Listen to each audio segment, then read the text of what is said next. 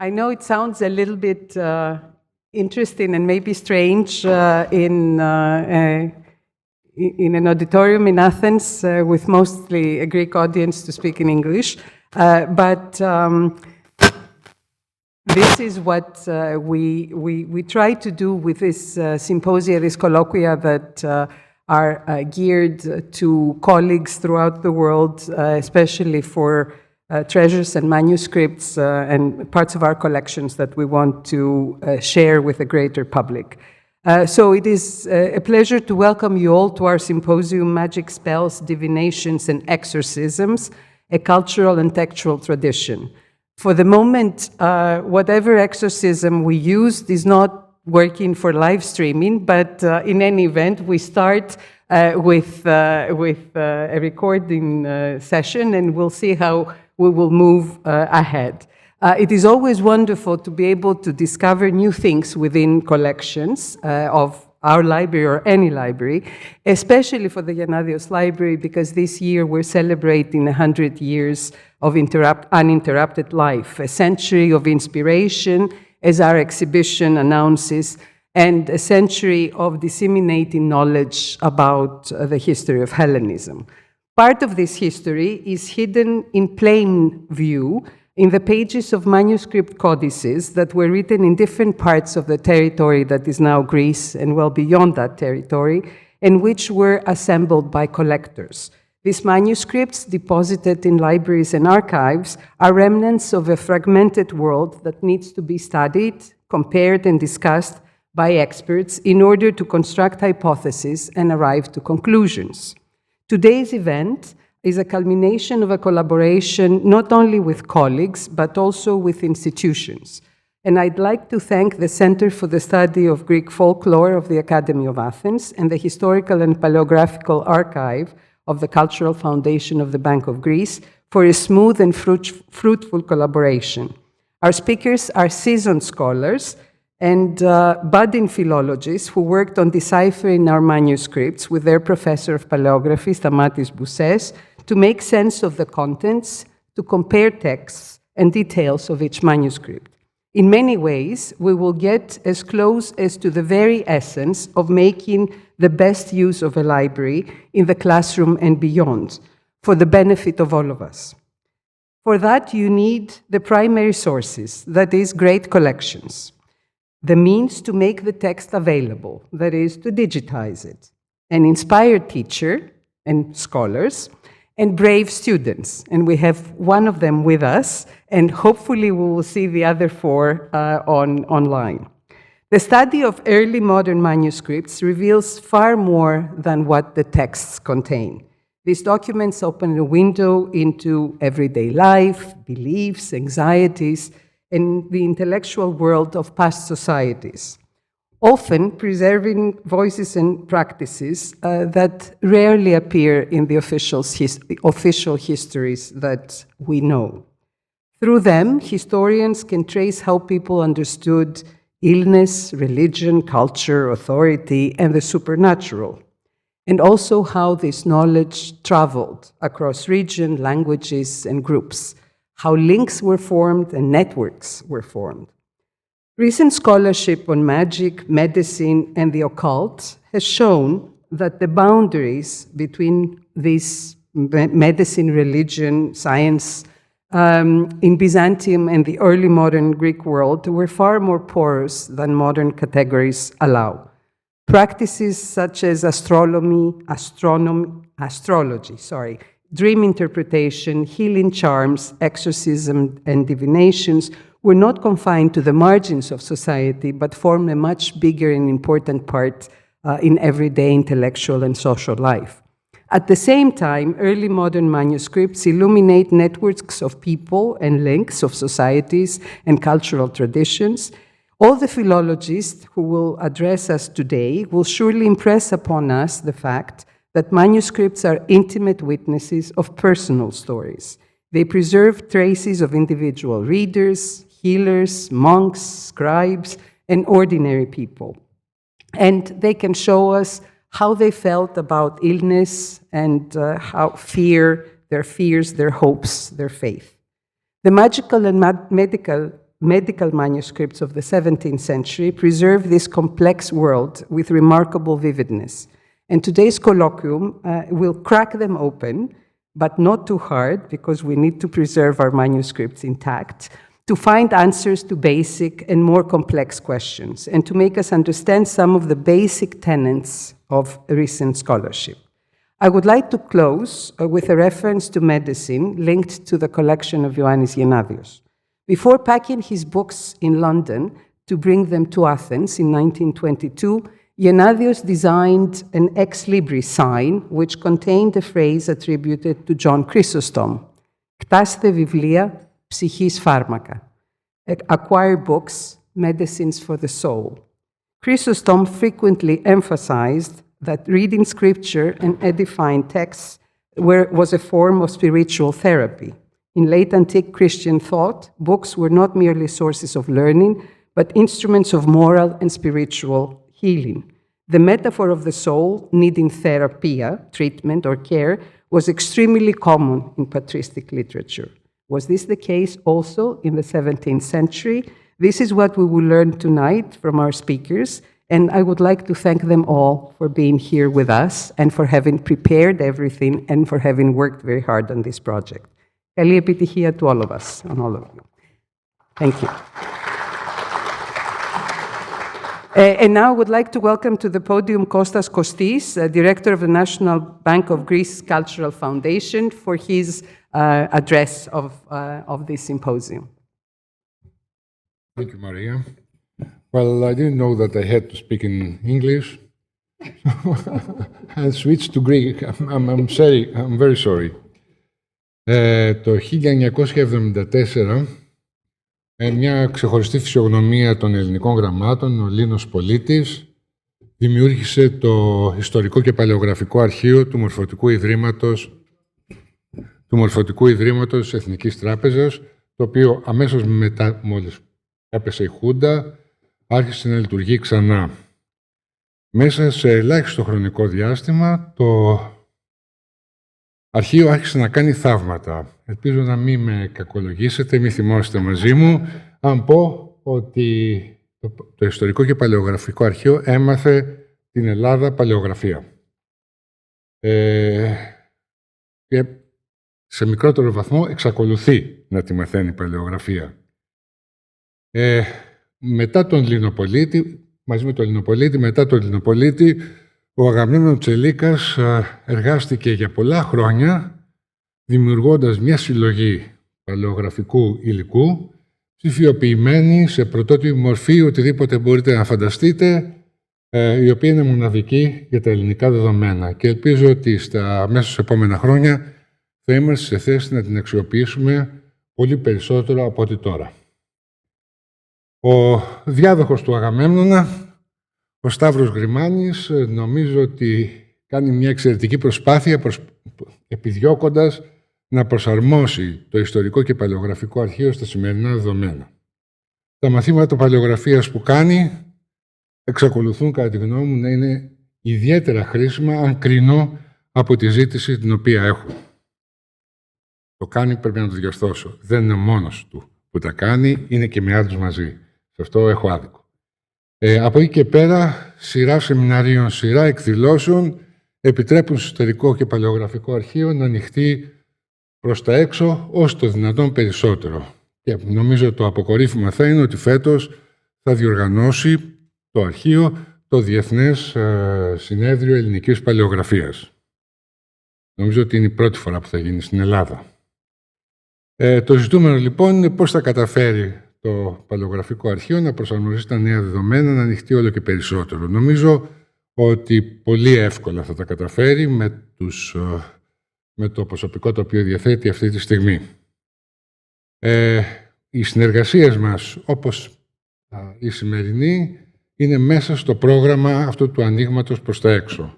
Και θα ήθελα να ευχαριστήσω θερμά και τη Γενάδιο Βιβλιοθήκη, αλλά και το Κέντρο Λαογραφίας της Ακαδημίας Αθηνών, νομίζω ότι ο τίτλος είναι λίγο μεγαλύτερος από αυτόν, για τη συνεργασία τους, ελπίζοντας ότι και στο μέλλον θα έχουμε τη δυνατότητα να την επαναλάβουμε. Σας ευχαριστώ πολύ.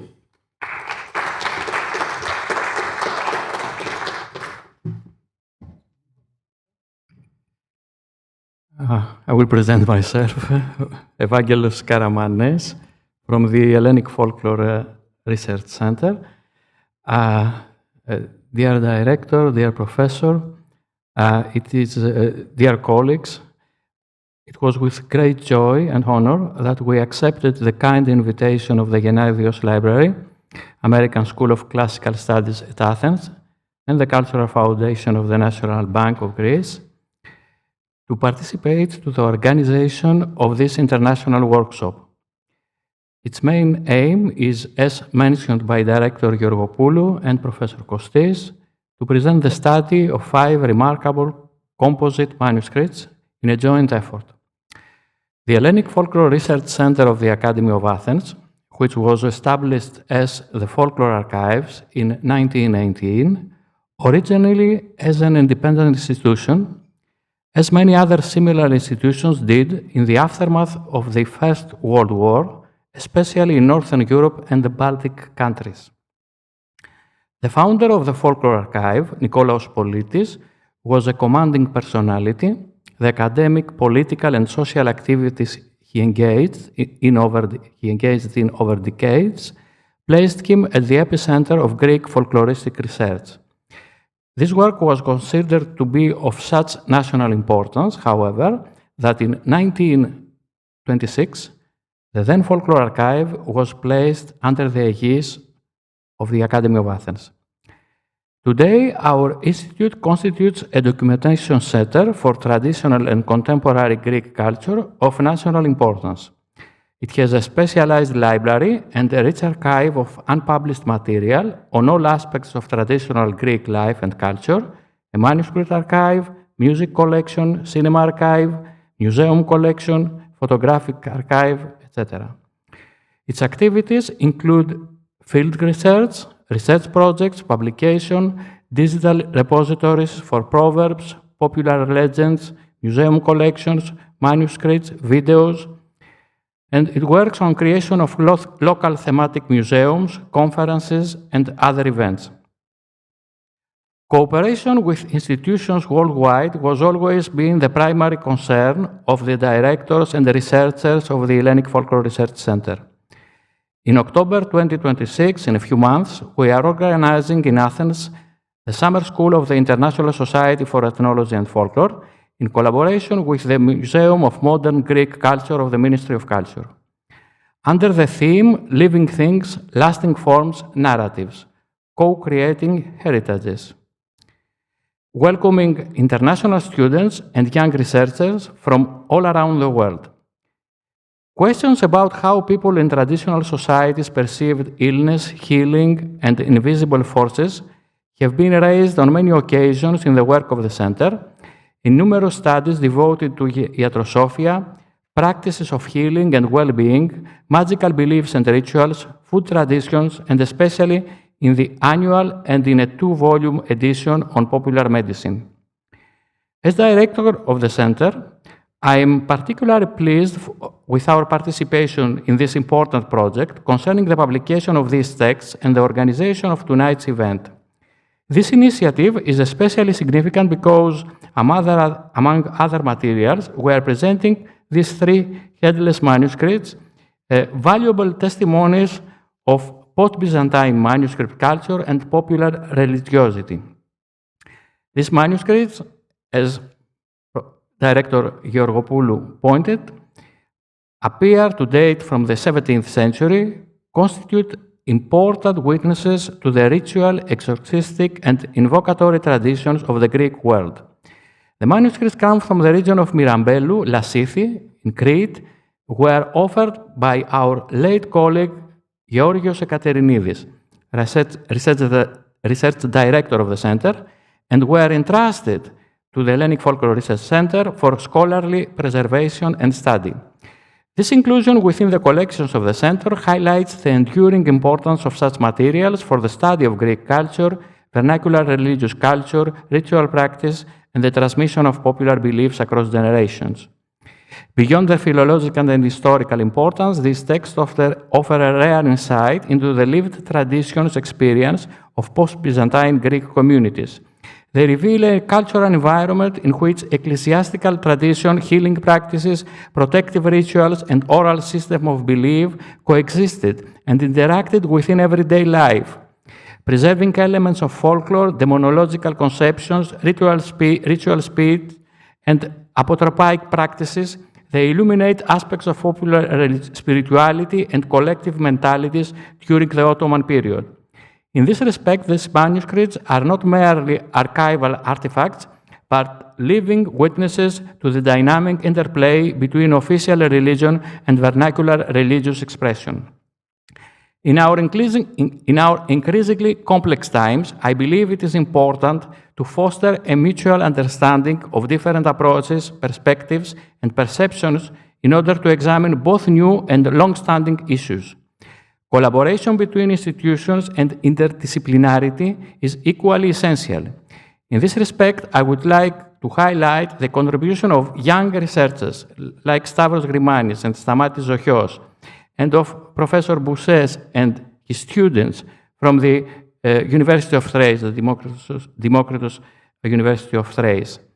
I wish every success to the international workshop and the most pleasant stay in the beautiful city of Athens to all participants traveling from afar. Thank you.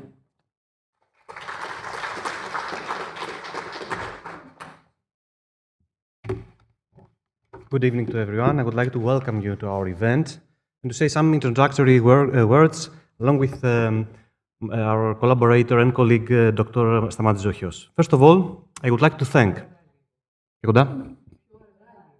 First of all, I would like to thank Gennadius Library and its director for hosting today's event and for their collaboration within the framework of this project.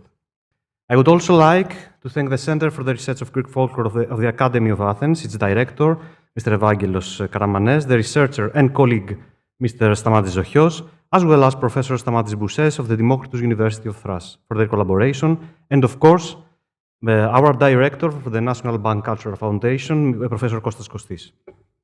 The project that brings us together today aims at the edition of manuscripts preserved in these three institutions, containing divinatory, iatrosophical, magical, invocatory, and exorcistic texts.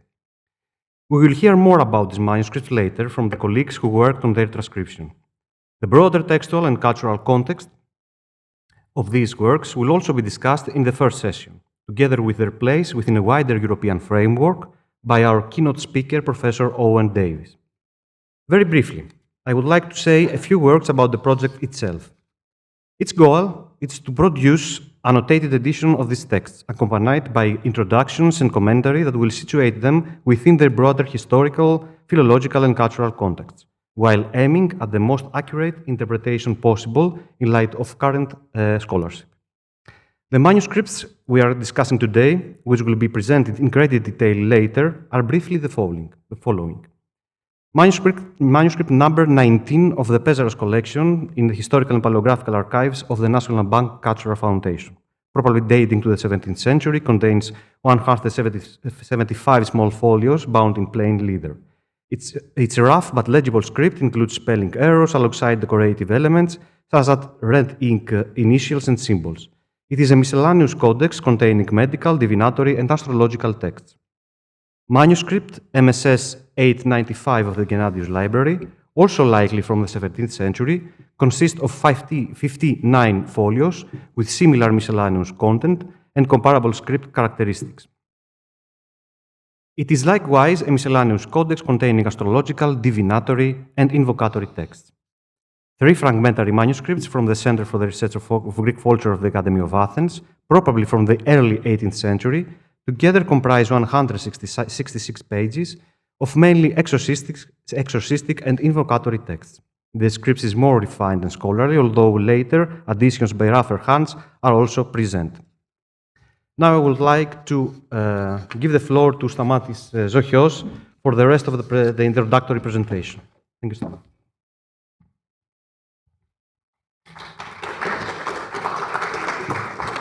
What makes these manuscripts particularly important is that they allow us to move beyond simplistic distinctions between religion, magic, science, and popular belief, categories that in early modern world were often deeply interconnected rather than clearly separated. The texts preserved in these codices reveal a cultural environment in which healing practices, prayers, invocations, prognostications, and exorcistic rituals could coexist within the same manuscript and circulate among both learned and non-learned audiences. These works therefore provide valuable evidence not only for the history of magic and divination, but also for the history of religious practice, medicine, magic and divination, but also, medicine, manuscript culture, and everyday life in the post-Byzantine and modern Greek world. They reflect attempts to interpret illness, misfortune, and uncertainty through systems of knowledge that combine Byzantine traditions, ecclesiastical language, vernacular culture, and broader Mediterranean influences. At the same time, the manuscripts remind us that such texts were not necessarily perceived as contradictory to religious life. Invocatory and exorcistic texts and practices often drew directly upon liturgical language, biblical passages, saints' names, prayers, and ritual formulae. The boundary between accepted devotion and what modern scholarship classifies as magic was therefore often fluid and context-dependent. Another important aspect of these codices is their material and linguistic diversity, their scripts, corrections, marginal additions, and traces of multiple hands reveal manuscripts that were actively copied, adapted, and transmitted over long periods of time. The coexistence of learned expressions with vernacular language further demonstrates that these texts circulated across different social and educational milieus, serving both practical and devotional purposes. Finally, these manuscripts are important not only for Greek cultural history, but also for the broader comparative history of ritual and magical texts across the Mediterranean world and the European world in general. Similar compilations circulated in ancient Greece, in ancient Greek, Byzantine, Slavic, Latin, and Arabic and Western European traditions, forming part of a larger network of textual transmissions and ritual knowledge. Through their study, we gain a deeper understanding of the religious mentalities and everyday experiences of pre-modern societies. Today's symposium is therefore conceived not simply as a presentation of manuscripts, but as an opportunity to explore an entire textual and cultural universe through the contributions of historians, philologists, folklorists, paleographers, and scholars of religion. The event seeks to illuminate both the contents of these manuscripts and the broader intellectual, social, and ritual worlds to which they belonged. The first session will place these texts within wider historical and cultural traditions, examining questions of magic, healing, divination, ritual practice, and religious experience from antiquity to the post-Byzantine and modern Greek period. The second session will focus more specifically on the manuscripts themselves, presenting the results of the transcription of research work carried out within the framework of the project, while also highlighting the methodological challenges involved in editing and interpreting such complex materials. We're particularly honored that the symposium concludes, or we hope that it will conclude, because we have a slight problem with Zoom for the moment, with a keynote lecture of Owen Davies, whose work on the history of magic and popular belief has greatly contributed to the comparative understanding of these traditions within both European and global contexts. His lecture will help us situate the Greek material presented today within the broader history of magical and divinatory texts across cultures and periods. Ultimately, we hope that this symposium will encourage further dialogue and collaboration around these often overlooked but historically invaluable sources, and that it will contribute to a deeper appreciation of the ways in which ritual belief, healing, fear, protection, and sacred knowledge were expressed and transmitted through manuscript culture. Thank you once again for being here tonight, and we wish you a stimulating, fruitful symposium. And I would like now to invite the director of the Hellenic Folklore Research Centre of the Academy of Athens to chair the next session.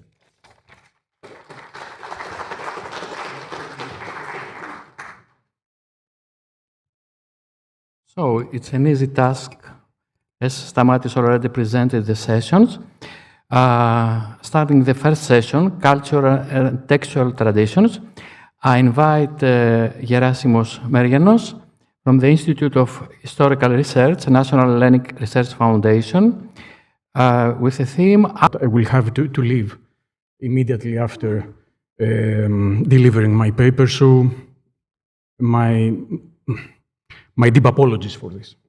So, in 1370, a Byzantine priest named Dimitrios Chloros stood trial before the Patriarchal Synod of Constantinople. The charges against him were serious: possession of magical books and the compilation of a notebook containing invocations, spells, and demonic names. Among the books associated with the case was the Kyranides, a widely transmitted Greek magico-medical textbook compiled in the 4th century CE.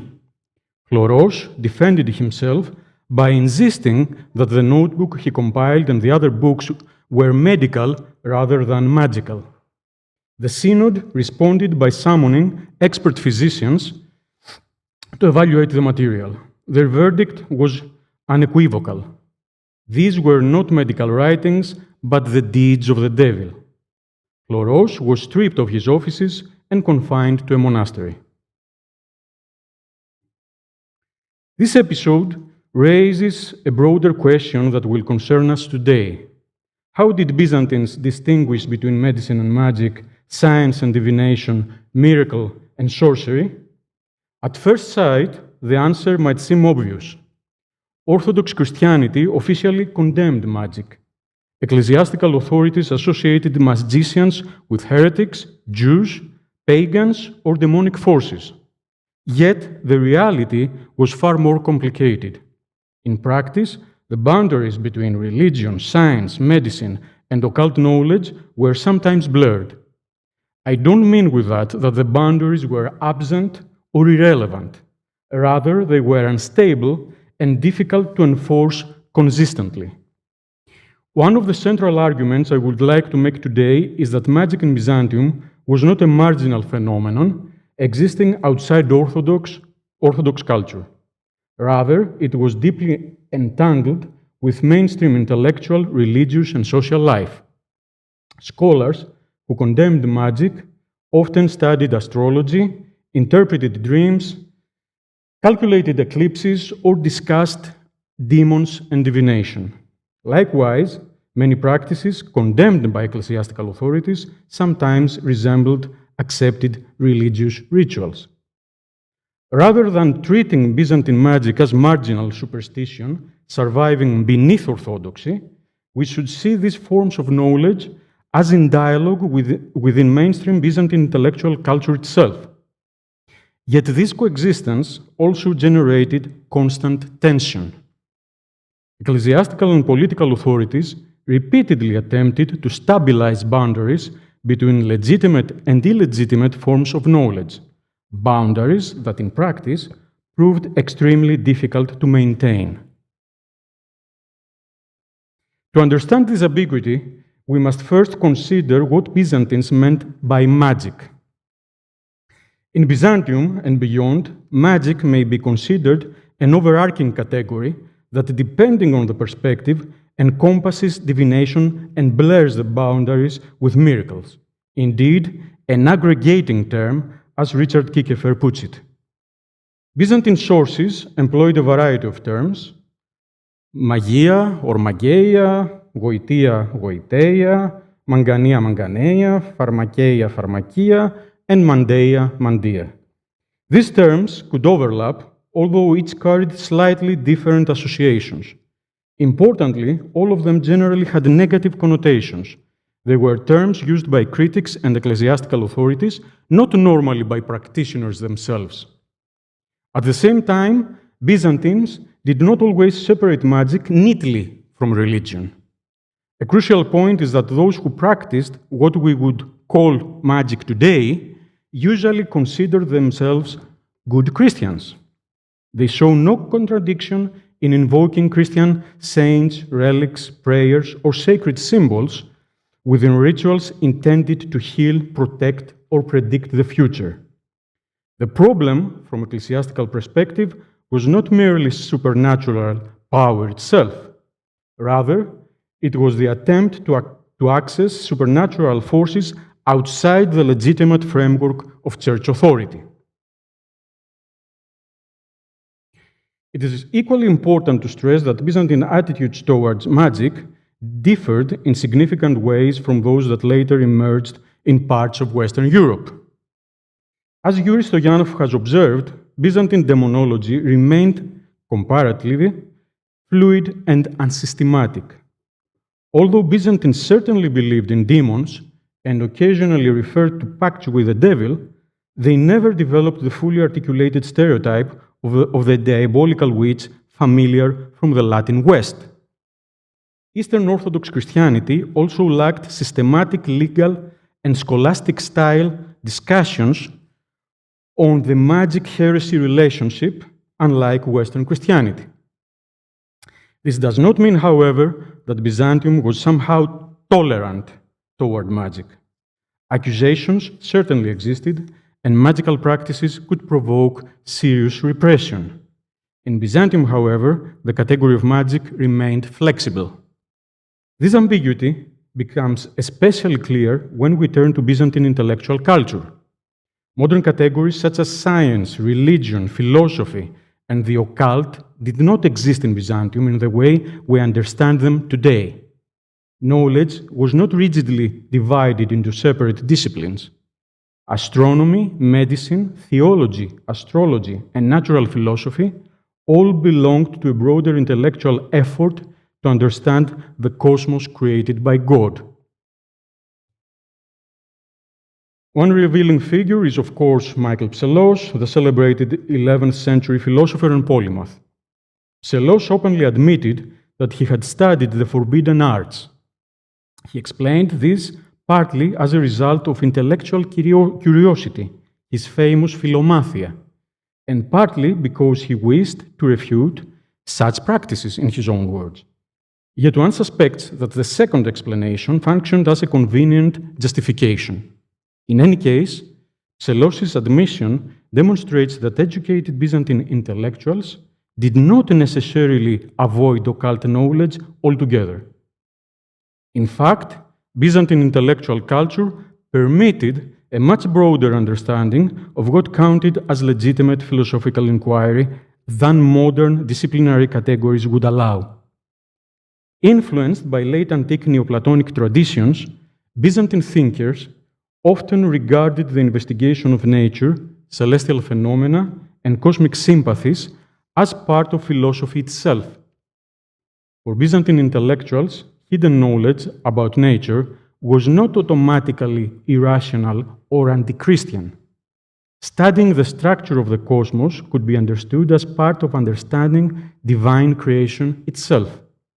The difficulty arose because the same intellectual frameworks could support both legitimate natural philosophy and practices regarded as dangerous or illicit. The relationship between science and the occult appears even more vividly in the case of Nikephoros Grigoras, one of the leading scholars of the 14th century. A polymath of his era, Grigoras engaged in diverse scholarly pursuits, including history, hagiography, and theology, while demonstrating a deep interest in promoting Ptolemy's astronomy.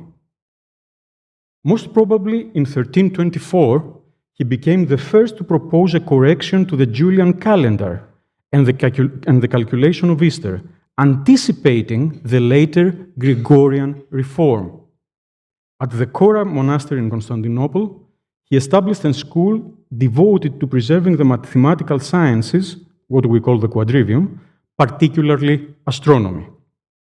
Yet Grigoras, the same Grigoras, also illustrates perfectly the fluid boundaries between science and prognostic beliefs in Byzantium.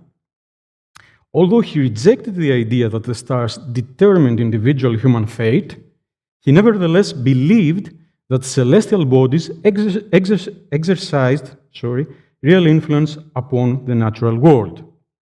More strikingly, despite his scientific ability to predict eclipses, he also regarded them as ominous signs foretelling disasters.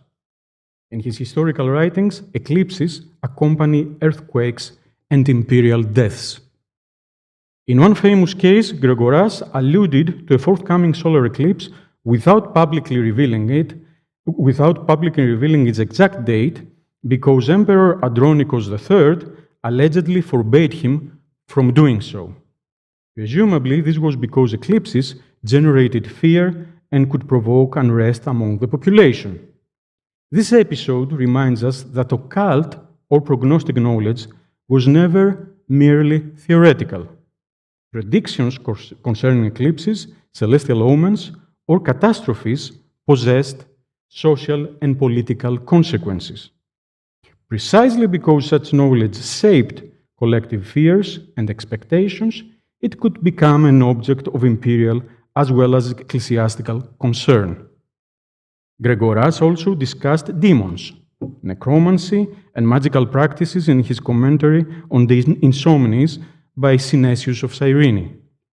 He attempted to classify different forms of magic and explained necromancy as involving demons impersonating the dead rather than actual communication with departed souls.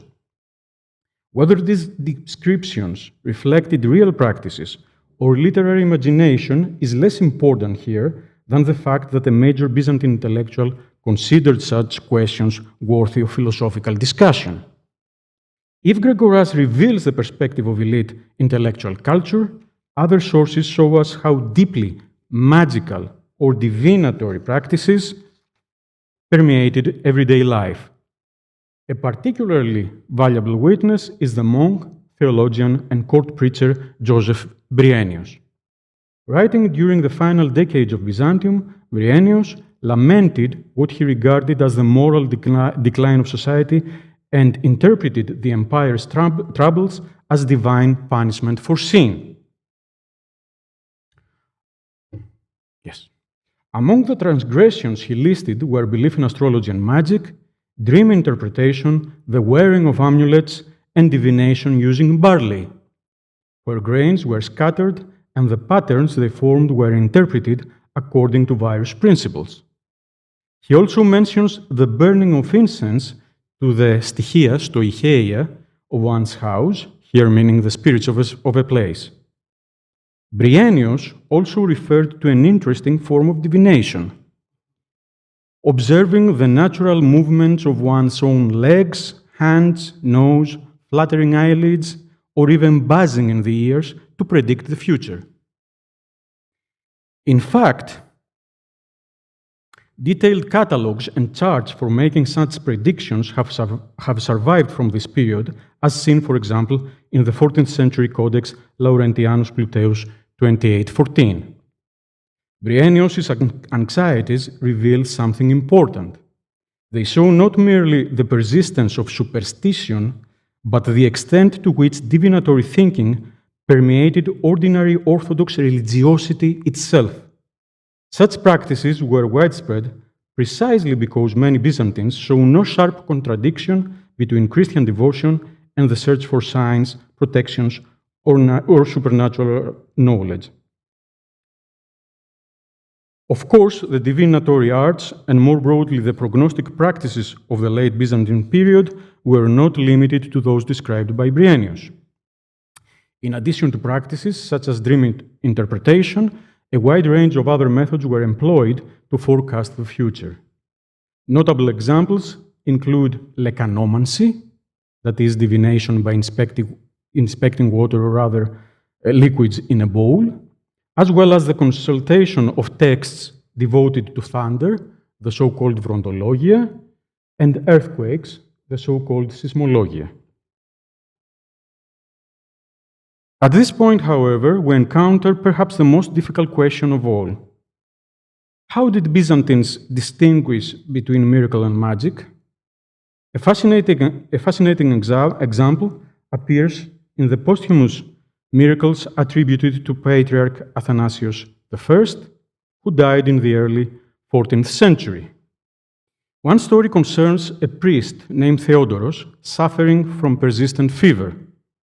After conventional physicians failed to cure him, a friend advised him to place a tiny piece of the saint's garment upon burning coals and inhale the smoke while invoking the saint's name. The priest, of course, recovered completely. This account is extremely revealing. First, if one were to replace the saint's garments with substances typically burned in magical practices, there would be little distinction between magical and Christian healing practices. Second, the narrative reflects tension between official medicine and miraculous healing. Theodorus first turned to doctors, paying them a substantial sum with no result.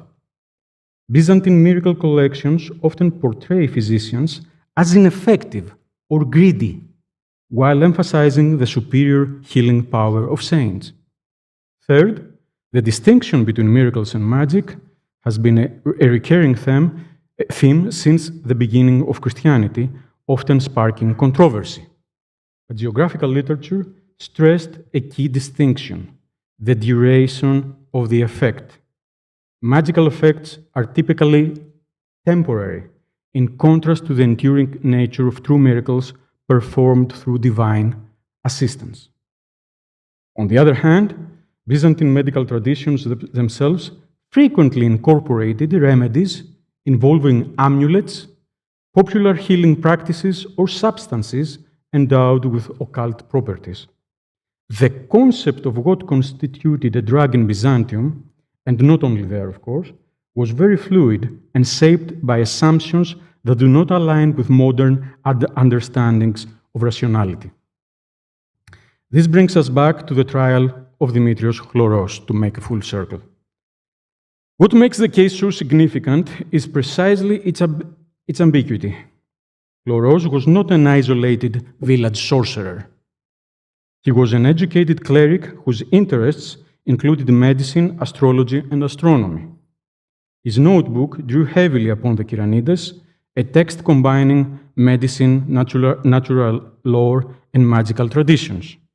The wider manuscript culture of late Byzantium reinforces this picture. Byzantine codices frequently transmitted medical, astrological, divinatory, botanical, and magical texts side by side. One physician, John Staphydakis, copied works on medicine and botany together with texts on astrology and magic in 1384. Furthermore, the 15th century manuscript Bononiensis 3632, which is rather famous, I would say, combined cosmography, medicine, botany, astrology, divination, and magical material within the same codex. Such examples demonstrate that the coexistence of these forms of knowledge was not accidental.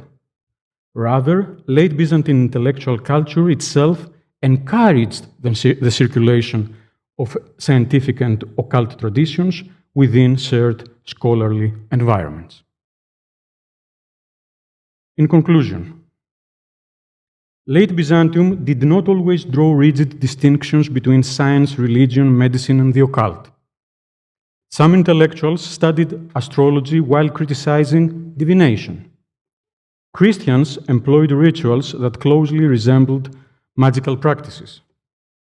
Physicians used remedies bordering on iatromagic.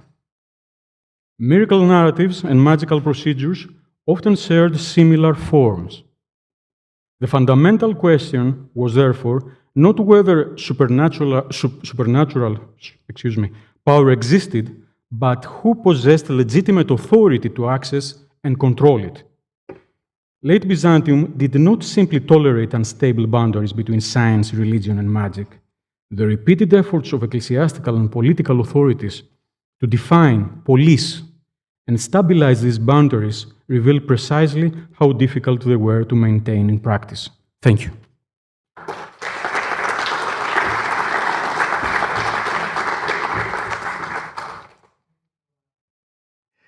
Τέλεια.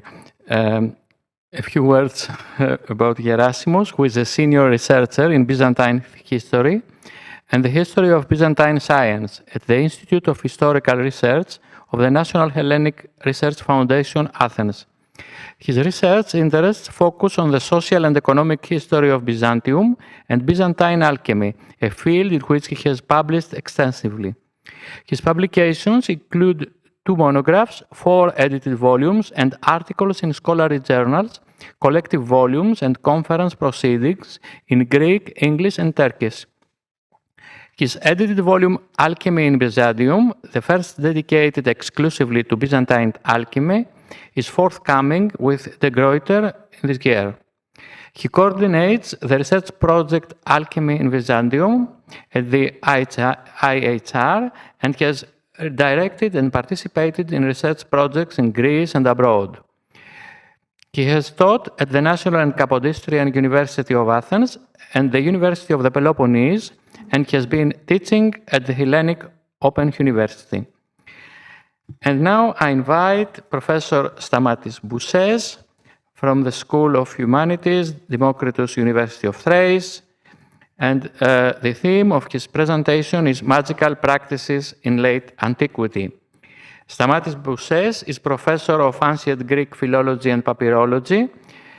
His research interests include late antique prose and rhetoric, lexicography, Greek papyrology, religion, early Christianity, ancient Greek painting, and digital humanities.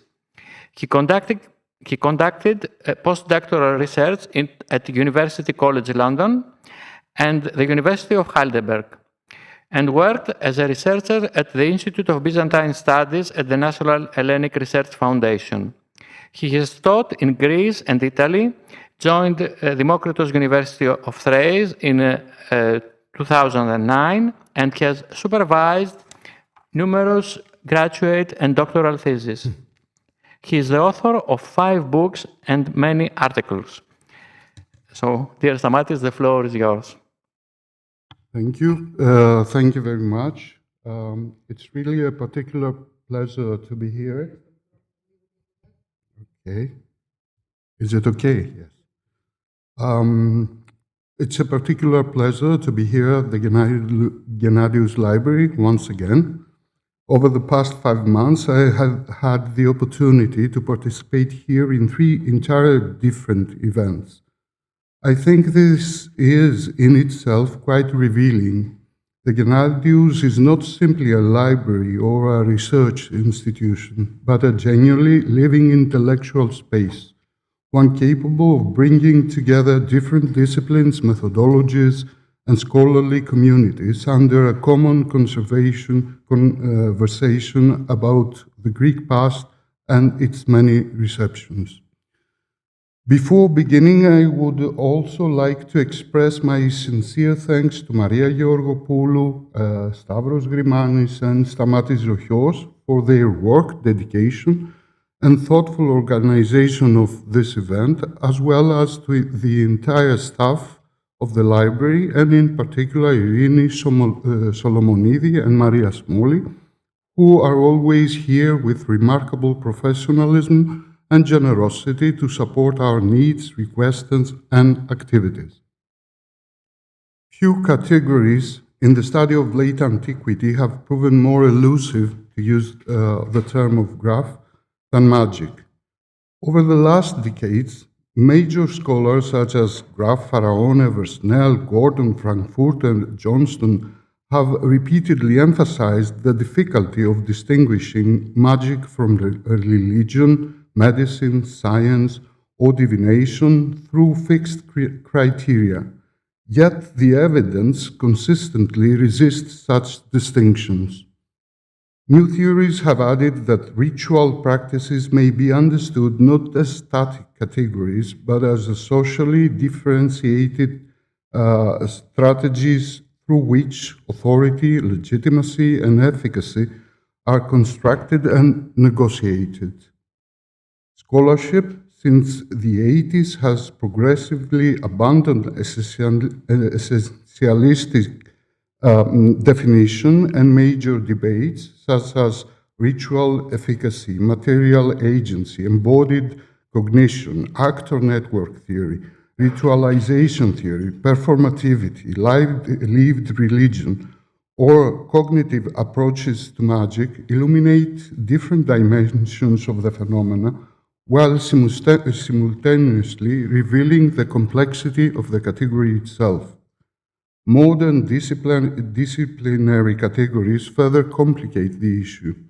Healing rituals, for example, could combine prayer, sacred substances, divine names, written formulae, astrological timing, and pharmacological knowledge at the same time. Part of the problem lies in the category itself. Terms as mageia, goetheia, pharmakeia, epoide did not constitute stable classifications. From the 1st century to the 6th century AD, under Roman and Christian rule, the empire intensified this instability. Pagan intellectuals, Christian theologians, astrologers, monks, healers, and temple specialists all participated in overlapping ritual cultures in which legitimacy remained contested. Authors from Hippocrates and Plato to Apuleius, Augustine, and John Chrysostomus, or even the text of the Council of Laodicea, as you can see there, and Theodosian legislation, often functioned polemically, serving to delegitimize rival ritual specialists, foreign cults, or unauthorized forms of religious authority. The distinction between religion and magic depended less on ritual form than of authority, social recognition, and theology. This study, therefore, approaches magic not as a sharply bounded category, but as a part of a broader system of ritualized knowledge. Magic and religion and knowledge systems interact, where knowledge systems refers to broader epistemic domains, including medicine, astrology, astronomy, theology, cosmology, and technical expertise. Within this framework, the ritual practices conventionally identified as magic in late antiquity are understood not as marginal forms of deviant ritual activity, but as systems of ritualized knowledge in which texts, material objects, embodied performance, and ritual expertise interacted to produce ritual efficacy across pagan and Christian contexts.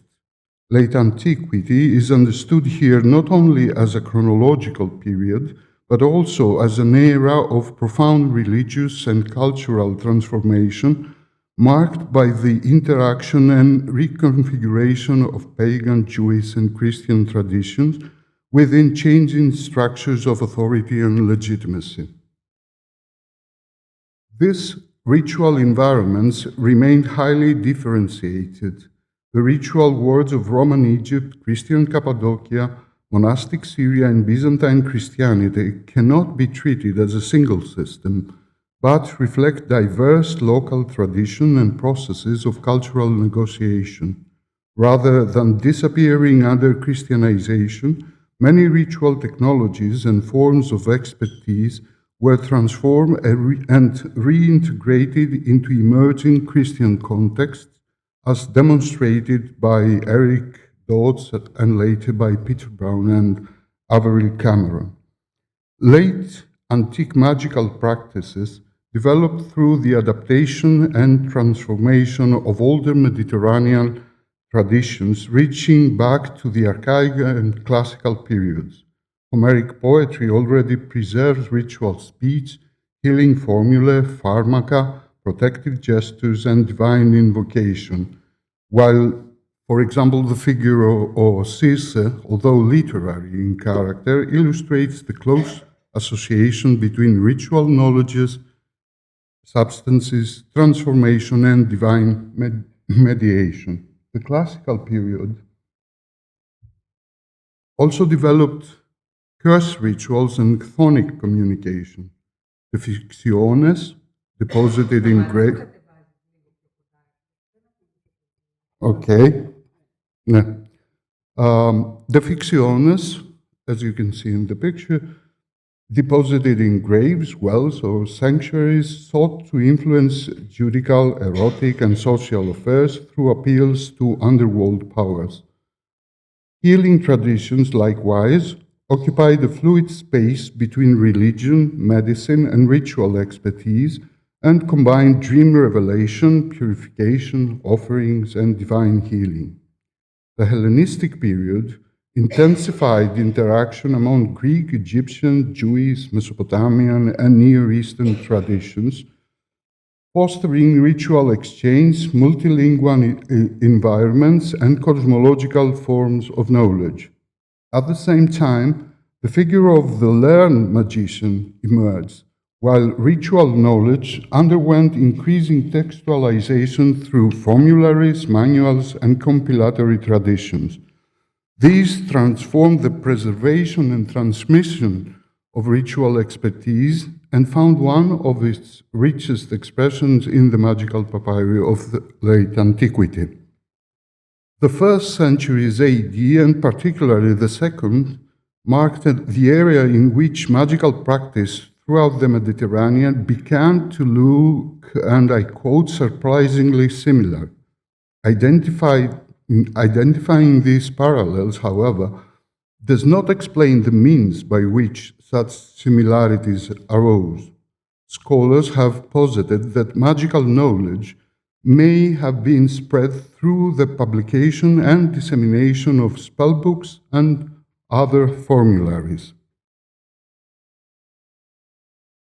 The study of magic in late antiquity relies on diverse evidence, including papyrus handbooks, literary texts, and archaeological artifacts.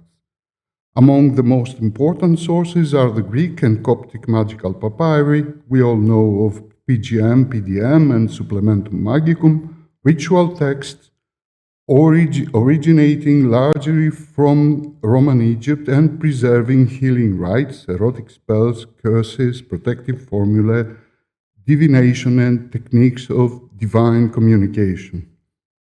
The magical papyri functioned primarily as practical handbooks for ritual performance rather than literary compositions. They preserve voces magicae, divine names, diagrams, ritual instructions, while their multilingual and multi-religious character reflects the coexistence of Greek, Egyptian, Jewish, and astral tradition within shared ritual environment. Their material form, codices, sheets, handwriting, drawings, show that they operated as ritual artifacts rather than as abstract textual repositories. Literary sources, I'm sorry that it's a bit, the title is, likewise provide important evidence for the cultural perception of magic. Authors such as Apuleius and Lucian present magical practices through fascination, satire, fear, and intellectual curiosity, while Christian patristic texts frequently condemn ritual practitioners as deceptive or demonic. This kind of sources, however, does not simply preserve neutral evidence for magical practice. They also construct cultural stereotypes, social anxieties, elite discourses of legitimacy, and anti-magical rhetoric, often reflecting broader struggles over religious authority, ritual expertise, and normative boundaries rather than directly documented lived ritual practice itself. Other important sources include curse tablets, amulets, gemstones, figurines, and inscribed ritual objects. There is a beautiful sphere at the Acropolis Museum, the picture above. Together, these materials show that ritual efficacy depended on the interaction of writing, spoken language, material substances, ritual objects, and ritual action. The practices grouped under the modern, here are some more objects from the Christian So the practices grouped under the modern category of magic in late antiquity addressed both existential and everyday concerns. Protective rituals sought to ward off illness, demonic attack, envy, or misfortune through amulets, sacred names, protective symbols, materials, and consecrated substances. Healing ritual combined therapeutic, religious, and ritual elements through incantations, herbal substances, dream revelation, purification rite, and appeals to divine intermediaries. Erotic rituals sought to influence desire, attachment, or marital stability through written formulae, figurines, bodily substances, and invocations directed toward divine or chthonic powers. As emphasized by Pharaon, important distinctions existed between agogé spells intended to compel or attract and philia spells aimed to restoring affection and social bonds. These practices reveal both coercive and affiliative forms of ritual action as well as important gendered and social dynamics. Curse rituals and binding spells. Please don't read the text in the right. Especially the deficciones deposited in graves, wells, and sanctuaries to constrain opponents or influence judicial and social competition. They function not only within religious or ritual frameworks, but also within broader social contexts shaped by competition and uncertainty. Such practices frequently appeared in relation to law courts, athletic contests, commercial rivalries, and interpersonal conflicts, reflecting the dynamics of an agonistic society in which ritual action could serve as a means of negotiated economic competition, social tensions, and conditions of individual vulnerability. Divination and astrology formed another major field of ritual expertise. Practitioners sought knowledge concerning fate, illness, divine will, or personal destiny through horoscopy, dream interpretation, oracular consultation, and revelatory procedures. Well, despite their diversity, these practices addressed concerns deeply rooted in everyday experience, including health, protection, desire, uncertainty, and social relations. Recent approaches associated with lived ancient religion have emphasized the importance of examining ritual practice not only through institutional religion, but also through everyday acts of protection, healing, mediation, and embodied interaction. From this perspective, as developed particularly by David Frankfurter and Jörg Rübke, such practices may be understood not as marginal deviations from normative religion, but as practical and embodied forms of religious experience operating within broader systems of ritual agency and lived religious practice. Magic in late antiquity should therefore be understood not as a single practice or doctrinal system, but as a broad range of ritual techniques responding to different social and personal needs. The ritual practices associated with magic in late antiquity were closely tied to diverse practitioners, including priests, healers, scribes, astrologers, diviners, exorcists, philosophers, and later Christian monks, reflecting the fluid boundaries between religious authority, ritual expertise, and healing traditions. The boundaries between magician, priest, healer, and religious specialist often remained fluid, while many practices conventionally labeled as magical employed prayer, purification, sacred substances, and textual recitation, also found within sanctioned religious tradition. Magical education was frequently associated with secrecy and restricted transmission, and literary sources often portrayed magicians as possessors of dangerous knowledge, reflecting broader anxieties concerning unauthorized ritual power. Such representations, however, may preserve both traces of actual restricted transmission and polemical constructions shaped by anti-magical discourse and elite literary stereotypes concerning illicit knowledge. The distinction between priest and magician was therefore determined less by ritual structure than by institutional recognition and theological interpretation.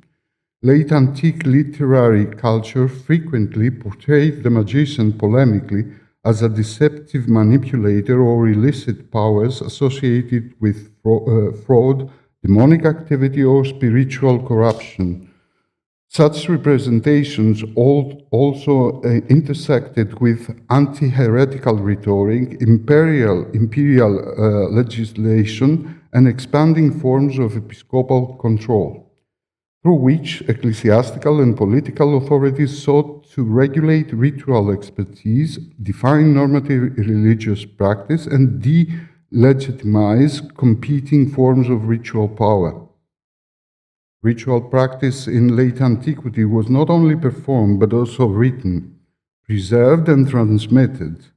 One of its defining characteristics was the integration of spoken performance, written instruction, and material substances within unified ritual procedures.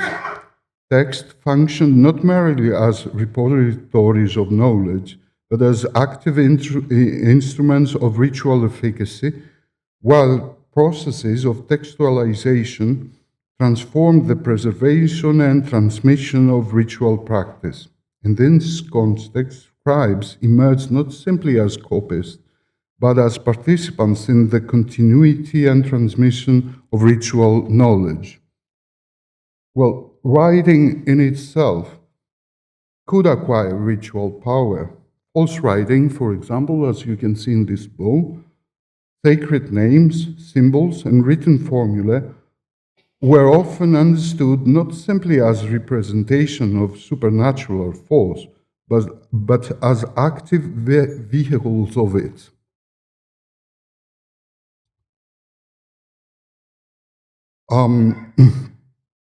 Approach through perspectives drawn from performativity, ritual, speech, act theory, and semiotics. Such written elements may be understood as operative signs whose efficacy depended not only upon semantic meaning, but also upon ritual performance, material inscription, and embodied activation. At the same time,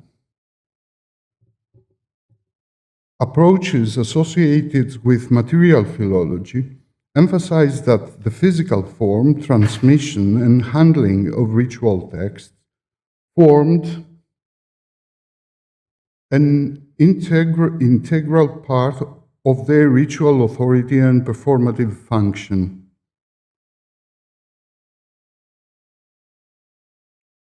Such operations were often tied to carefully selected places and times, since ritual efficacy was understood to depend not only upon spoken formula or written instructions, but also upon the wider ritual environment in which they were performed. Tombs, crossroads, caves, temples, rooftops, nocturnal hours, lunar phases, and planetary alignments form interconnected ritual ecologies that structure interaction with divine, chthonic, or cosmic powers. Material substances formed another essential dimension of these practices. Plants, pharmaca, oils, incense, minerals, and bodily materials, ousia, appeared in healing, protective, erotic, and revelatory contexts. A variety of materials could be employed in a magical act. Inscribed objects, figurines, and other representation, exuvia, naturally occurring materials, and household, all domestic items, objects, also acted as mediators. Knives, lamps, mirrors, figurines, cords, vessels, gemstones, and inscribed artifacts operated simultaneously on material, symbolic, and performative levels. Recent scholarship on materiality has increasingly emphasized that ritual objects function not merely as symbolic representation, but as active mediators within ritualized systems of efficacy.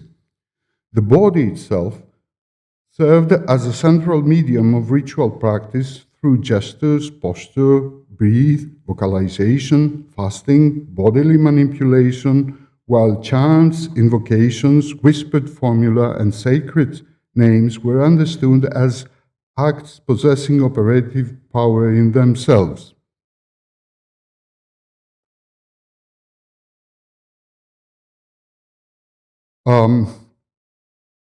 One of the most significant developments in late antiquity and its religious culture was the transformation of older ritual traditions within emerging Christian frameworks. Christianity did not simply eliminate practices conventionally classified as magical. Rather, many existing techniques and forms of ritual mediation, were reinterpreted, theologized, and incorporated into new structures of religious authority. Christians did use magic, and all amulets and binding spells invoking Christian motifs must be the result of request by Christian clients.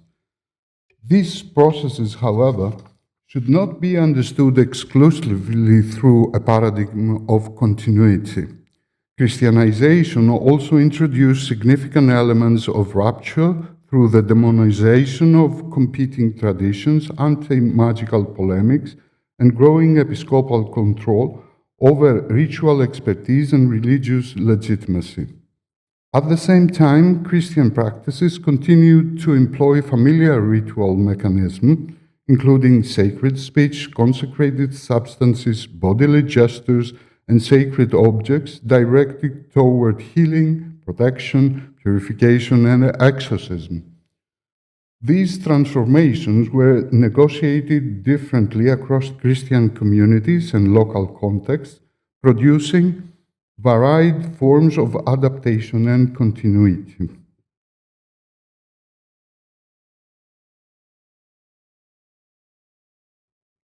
Well, magic, as Patel puts it, is like smoke and mirrors, constantly changing form, and magic functioned as boundary marker through which emerging Christian communities distinguished orthodoxy from heresy and negotiated religious identity.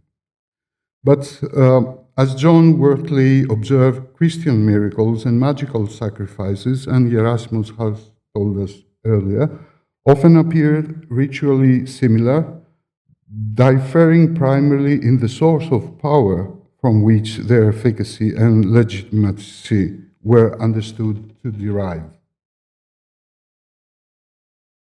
And magic in late antiquity cannot be understood as an isolated or marginal phenomenon of irrational deviance separated neatly from religion, medicine, philosophy, or other forms of knowledge. Rather, it operated within ritual settings shaped by the interaction of texts, bodies, substances, sacred speech, objects, and specialized expertise in time and space. Late antique magic is better understood not as a marginal category of deviant ritual practice, but as a part of broader systems for producing, transmitting, and legitimizing ritual knowledge. Processes of textualization increasingly transform ritual expertise into written and archival traditions, while material objects, embodied performance, and ritual media remain central to the production of efficacy. What survives today is not ritual practice itself, but its textual traces, material remains, ritual manuals, inscribed artifacts, and channels of transmission. In other words, to study magic in late antiquity is not simply to reconstruct forgotten or forbidden rituals, but to understand how ancient societies organized, transmitted, and negotiated knowledge, power, and the unseen world. Thank you for your attention.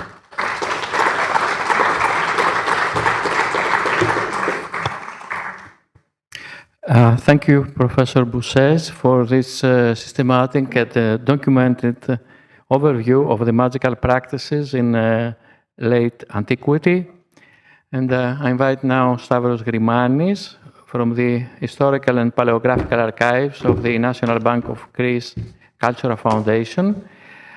His presentation is entitled Textual Traditions and Practices of Magic, Divination, and Healing in the Post-Byzantine Period. Stavros studied philosophy and theology at the National and Capodistrian University of Athens, where he also completed his PhD in Byzantine hagiography. He has held postdoctoral fellowships in Venice from the Academy of Athens and the Hellenic Institute of Byzantine and Post-Byzantine Studies, working on the unpublished works of Gabriel Severos. He has participated in international research projects and collaborated with CERL on archival and transcription work. He has worked at the Gennadius Library on manuscript cataloging and is currently involved in the ERC project Orthodox Politics at the Austrian Academy of Sciences. Since 2023, he has been head of the Historical and Palaeographical Archive of the National Bank of Greece Cultural Foundation, and his research focuses on paleography, archival studies, and post-Byzantine ecclesiastical and intellectual traditions. So, Stavros, the floor is yours. Thank you very much. The manuscripts that provide the occasion for today's event belong to a broader category of codices. They combine elements of medical knowledge, divinatory practice, astrology, popular religiosity, and magical ritual. They are composite texts, often compilatory in nature, which gradually took shape through processes of copying, addition, and variation. Their contents are rarely unified. Rather, they often consist of excerpts and sections deriving from diverse textual traditions, including iatrosophia, vrontologia, seismologia, selenodromia, zodiacal texts, prognostic and astrological treatises, exorcistic material, and ecclesiastical offices. A characteristic example is the excerpt displayed here, taken from the manuscript of Pesar's collection from the National Bank Cultural Foundation. It is attributed to Heraclius the Sophist and describes a divinatory procedure involving the so-called astrocyclos, a cycle of stars. After fasting, reciting the Trisagion, passages from the Gospel of John, and a special prayer, the practitioner casts a grain of wheat onto a drawn astrological diagram in order to obtain an answer concerning a personal matter, love, exile, fortune, or misfortune. A more detailed presentation of the codex will be offered later by Ms. Despina Kalivinou. The significance of this text lies not only in the divinatory act itself, but above all in the way Christian invocations, scriptural passages, and astrological practices are interwoven. The ritual is not presented as being opposed to religion. On the contrary, it seeks legitimacy through the invocation of God, the archangels, and the prophets. This very characteristic constitutes a defining feature of such manuscripts. These texts operate at the intersection of religious practice, empirical knowledge, and magic, where clear distinctions are not always possible.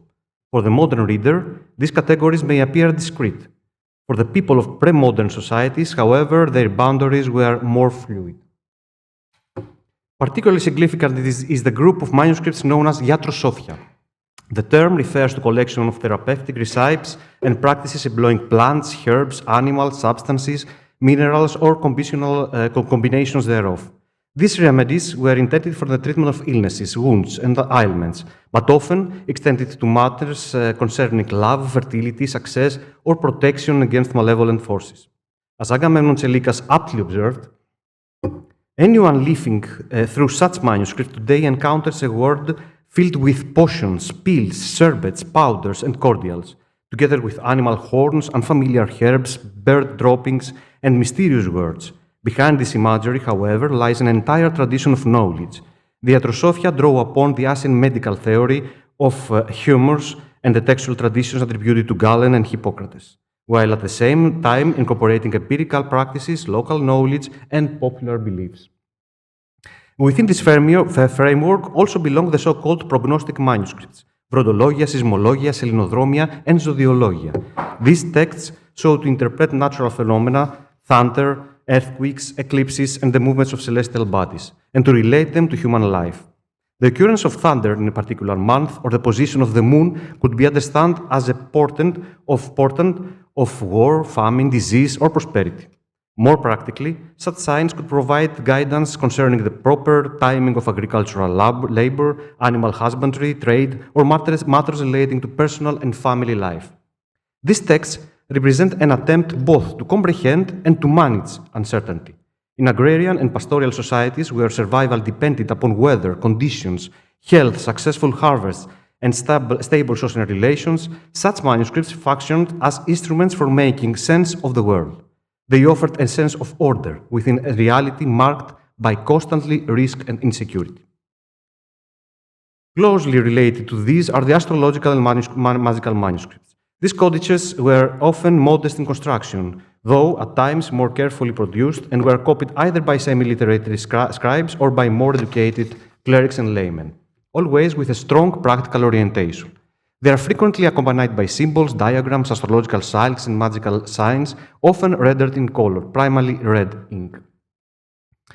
Preeminently magical among these are the manuscripts belonging to the Solomonic tradition, such as the well-known Vernacular Codex, edited by Papathomopoulos and Varvounis, as well as the two codices brought to scholarly attention by Agamemnon Tselikas. These manuscripts contain spells, charms, invocations, drawings, and diagrams, as well as encoded letters, words, and phrases. They are often incorporated into iatrosophia manuscripts, and as has been observed, this coexistence may be explained by the fact that many compilers of the medical recipes and editors of medical collections consider their transcription necessary as an additional aid for alleviating the suffering of vulnerable people and their anxiety in the face of the unknown and uncontrollable. A distinct category is formed by the exorcistic manuscripts, consisting of collections of exorcisms. Beyond the well-known and officially sanctioned exorcisms of Basil the Great, John Chrysostom, this is an exorcism of John Chrysostom, and Saint Tryphon, numerous other exorcistic texts are preserved in multiple variants and are recorded in these collections. One example is the Tsankarolos Codex, edited by Papathomopoulos and Varvounis, as well as the manuscript held by the Hellenic Folklore Research Centre of the Academy, which will be discussed later by Cleopatra and Angeliki Skoudjou, belong to the same category, but outside the format. We are, είμαστε πολύ έξω του χρόνου. Okay. In many cases, miscellaneous manuscript codices contains texts drawn from all or several of the traditions mentioned above. Such is, for example, the miscellaneous iatrosophikon manuscript preserved in the collection of the National Bank of Greece Cultural Foundation. Despite what may appear to the modern observer as their striking simplicity, or at times even naivete, these texts embody a complex worldview, a world in which nature is understood to possess hidden powers, meanings, and dispositions that the specialist is capable of revealing and employing. At the same time, they provide valuable insight into societies that produced and used them. In international scholarship, this phenomenon has been associated with the concept of natural magic. In his study of related texts from Western Europe, William Emon describes natural magic as an attempt to explain and harness the hidden forces of nature through experience and observation. It should not be understood merely as superstition. Rather, it constitutes an intermediate domain situated between science, religion, and magic. These manuscripts are not simply copies of an original example. Each scribe intervenes in the text by omitting, adding, transforming, and adapting it to the language and needs of his own community. In this way, multiple textual versions emerge. The same recipe or divinatory practice may appear with slight variations from one manuscript to another. When printed editions eventually appear, they often stabilize one particular form of the text without, however, bringing an end to its manuscript circulation and continuing transformation. In 16th and 17th century Western Europe, such texts and practices were frequently associated with challenges to ecclesiastical and state authority. The notion that human beings could comprehend and control the hidden forces of nature undermined the exclusive role of the Church or the state as mediator of divine providence, provoke that these practices were condemned and persecuted. In the Greek Orthodox world, however, the situation appears to have been different. Certainly, the nomocanonical collections condemned demonical invocations, superstition, and practices regarded as harmful or deceptive. Yet, the actual social enforcement of these prohibitions proved far more flexible. No mechanism of prosecution comparable to that of what Western Europe developed in the East. This difference is closely connected to the prevailing political and social conditions. The Orthodox Church, integrated within the framework of the Ottoman Empire, did not possess the autonomous political authority employed by the Roman Church, for example, in the West. There were also no religious wars, Reformation movements, or processes of confessionalization that required strict control, surveillance, and repression by state authorities over the consciences of their subjects. As a result, many practices situated at the boundaries of Orthodoxy continued to function within local communities.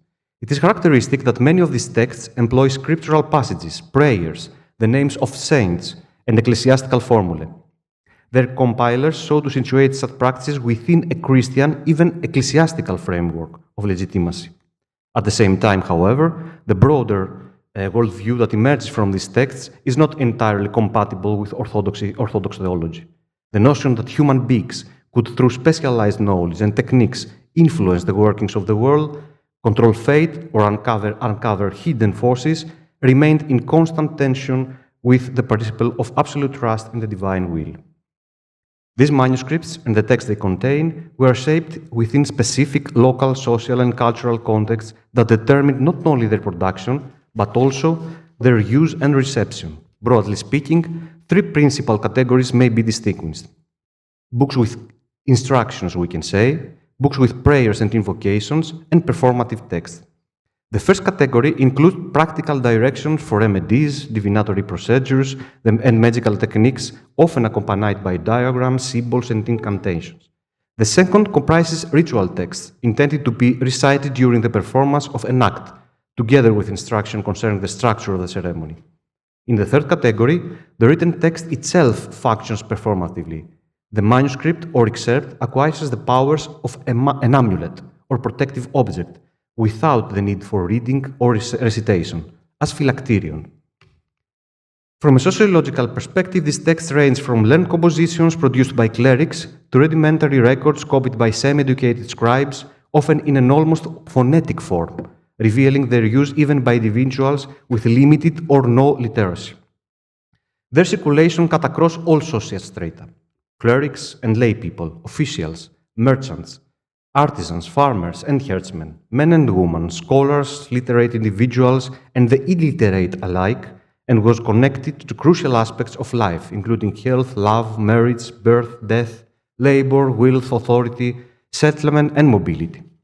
Consequently, these manuscripts should not be regarded solely as popular phenomena, but rather as part of a broader field of beliefs and practices that permeated society as a whole during the period. The everyday application of these beliefs is vividly reflected in the travel accounts, for example, of European visitors from the 16th to the 19th century. Through their writings emerges a world in which healing, religion, and magic constantly overlap. Guillaume Joseph Grelot, writing in the 17th century, describes elderly women engaged in the preparation of love potions, the practice of the evil eye, and divination. Their activities often took place at night and were associated with crossroads, special objects, and incantations. Paul Ricoeur, in the middle of the 7th century, refers to erotic bindings, while John Hobhouse in the following century records rituals involving ribbons and verbal formulae intended to attract or preserve lore. At the same time, the treatment of illness, combined with medical and religious practices, were referred. When conventional remedies failed, disease was frequently attributed to demonic agency. Exorcisms, blessings with holy water, and ritual prayers then became necessary therapeutic means. José Piton de Tournefort, again in the 17th century, even describes an exorcism on Mykonos that resulted in the death of the patient because of the severity of the ritual. Travelers also record the widespread use of amulets, apotropaic practices, and beliefs surrounding the evil eye. Crosses, coins, clothes bearing symbols and letters, or small containers filled with holy water were hung on children, animal, and even ships for protection. Manuscripts themselves could also function as amulets, as is evident from the publication by Stelios Mouzakis of the 19th century protective manuscript from Sparta in Asia Minor. These were accompanied by special metal cases, evidently intended to allow them to be worn on the body of the owner. At the same time, belief in vampires occupied a prominent place within popular culture. Travelers such as Robert Sodger and François Richard, writing in the 17th century, describe exhumations, exorcisms, and the burning of bodies believed to harbor demonic power. This chapter speaks about the Vroukolakes at Santorini. Travel accounts, of course, must be approached critically. European travelers observed Eastern societies through the prism of their own religious and cultural assumptions. Nevertheless, when their testimonies are corroborated by manuscripts, canonical sources, and judicial records, they reveal a world in which magical and healing practice formed an integral part of everyday life. Particularly revealing are the judicial records concerning accusations of magic. Although such sources are relatively scarce in the Eastern Mediterranean, important material survives from the trials of Greek Orthodox individuals in Venice, brought to light through the brilliant work of Dionysia Yalama. These cases demonstrate that magic was not a marginal phenomenon, but was closely connected with love, illness, marriage, and everyday social conflicts. Already from the late 15th century, women were accused of preparing love potions using blood, wine, or the heart of a rooster. This, for example, recalls the instruction, take the navel of the raven and the heart of the fox, dry them, and keep them upon yourself as an amulet, which we encounter in the Miet manuscript that will later be discussed. The boundaries between the healer and the witch remained remarkably fluid. The very same practice could be regarded as therapeutic or diabolic, depending on its outcome and the surrounding social circumstances.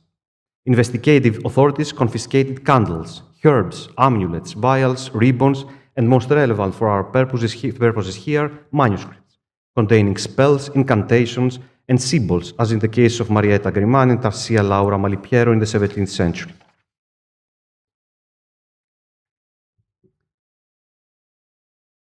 At the same time, it appears that the axis of acceptance and use of these practices, the clients, cuts vertically across all levels of social stratification. Nobles, bourgeois, artisans, merchants, laborers, soldiers, sailors, men and women, lay people, and clergy alike are implicated in the activities recorded in the relevant archival sources. In 1627, for example, the learned cleric Venedictos Tsangarolos records in a manuscript a series of exorcisms that do not belong to the official ecclesiastical liturgical tradition, addressing them to another similarly learned cleric. And of course, one cannot fail to mention the case of the learned Cretan nobleman Barocci, who not only collected relevant manuscripts, but also appears to have practiced the procedures described. Magic, divination, healing practices, religiosity, and ecclesiastical participation often function as complementary and interrelated domains. For this reason, contemporary scholarship no longer treats these texts as remnants of a dark past, but rather as valuable testimonies to the societies they produced them.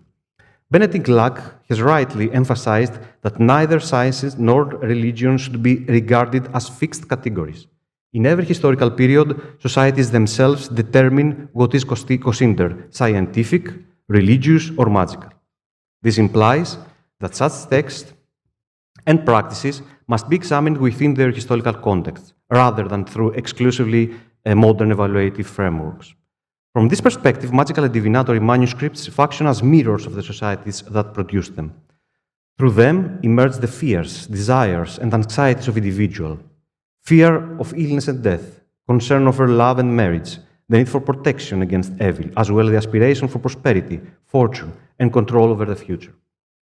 At the same time, these manuscripts are living objects. As Daniel Belligrand and Bernd Christianotto have observed, they are fluid entities in constant transformation, copied, corrected, supplemented, and recomposed. Each new user or scribe leaves their mark upon the text.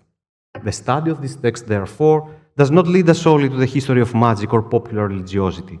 It enables a deeper understanding of how pre-modern societies conceived of nature, the body, illness, divine power, and human intervention in the world. Closing. These sources show the pre-modern society should not be understood as irrational, but as actively seeking explanations, certainty, and ways to intervene in everyday life. Their authors and users were not operating outside reality, but attempting to comprehend and manage the reality through the cognitive and cultural framework available to them. This is what makes magical and divinatory manuscripts particularly significant for historians, philologists, sociologists, anthropologists, folklorists, and historians of religion. Through them, we observe not only rituals, spells, or therapeutic practices, but the construction of a worldview in which the natural and supernatural, the scientific and religious, and the empirical and symbolic are intertwined.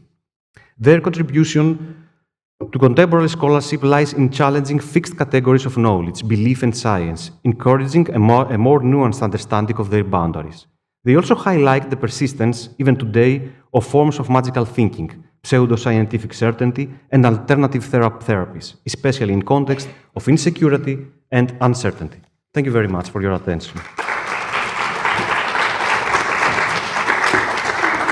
Thank you so much, Stavros, for this systematic presentation and for in the time frame. So now I invite Stamatis Zochios from the Hellenic Folklore Research Centre, Academy of Athens. The theme is Between Liturgy and Magic, Exorcistic and Apotropaic Texts in Modern Greek Religious Practice. Stamatis is a researcher, already elected senior researcher at the Hellenic Folklore Research Centre.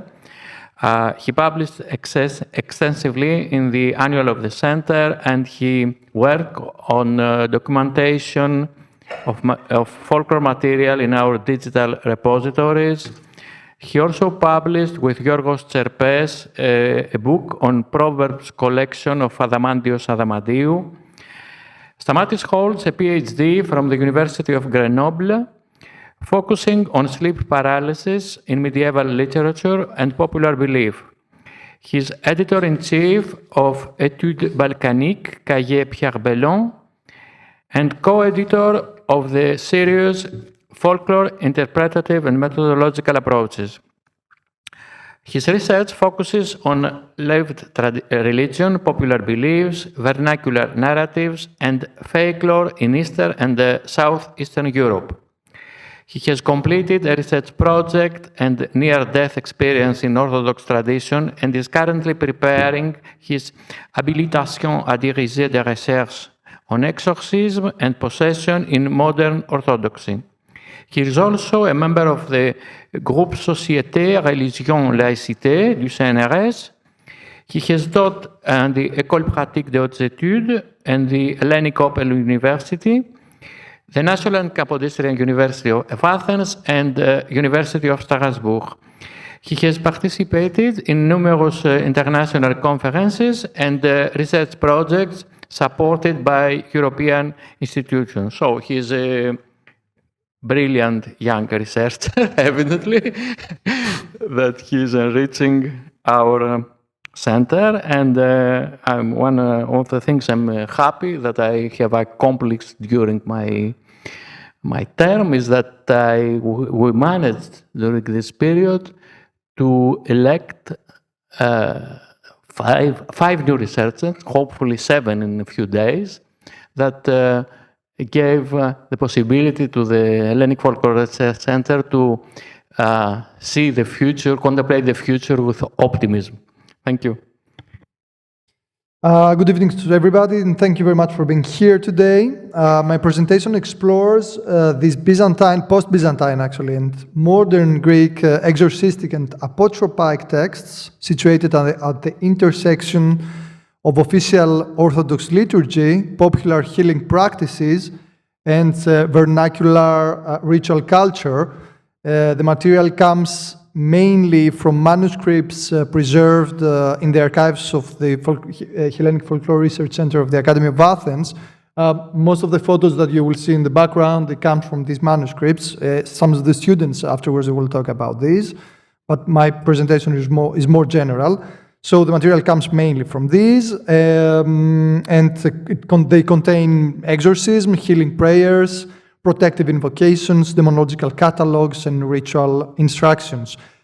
The central problem of this presentation concerns the relationship between liturgy and magic in modern Greek religious practice.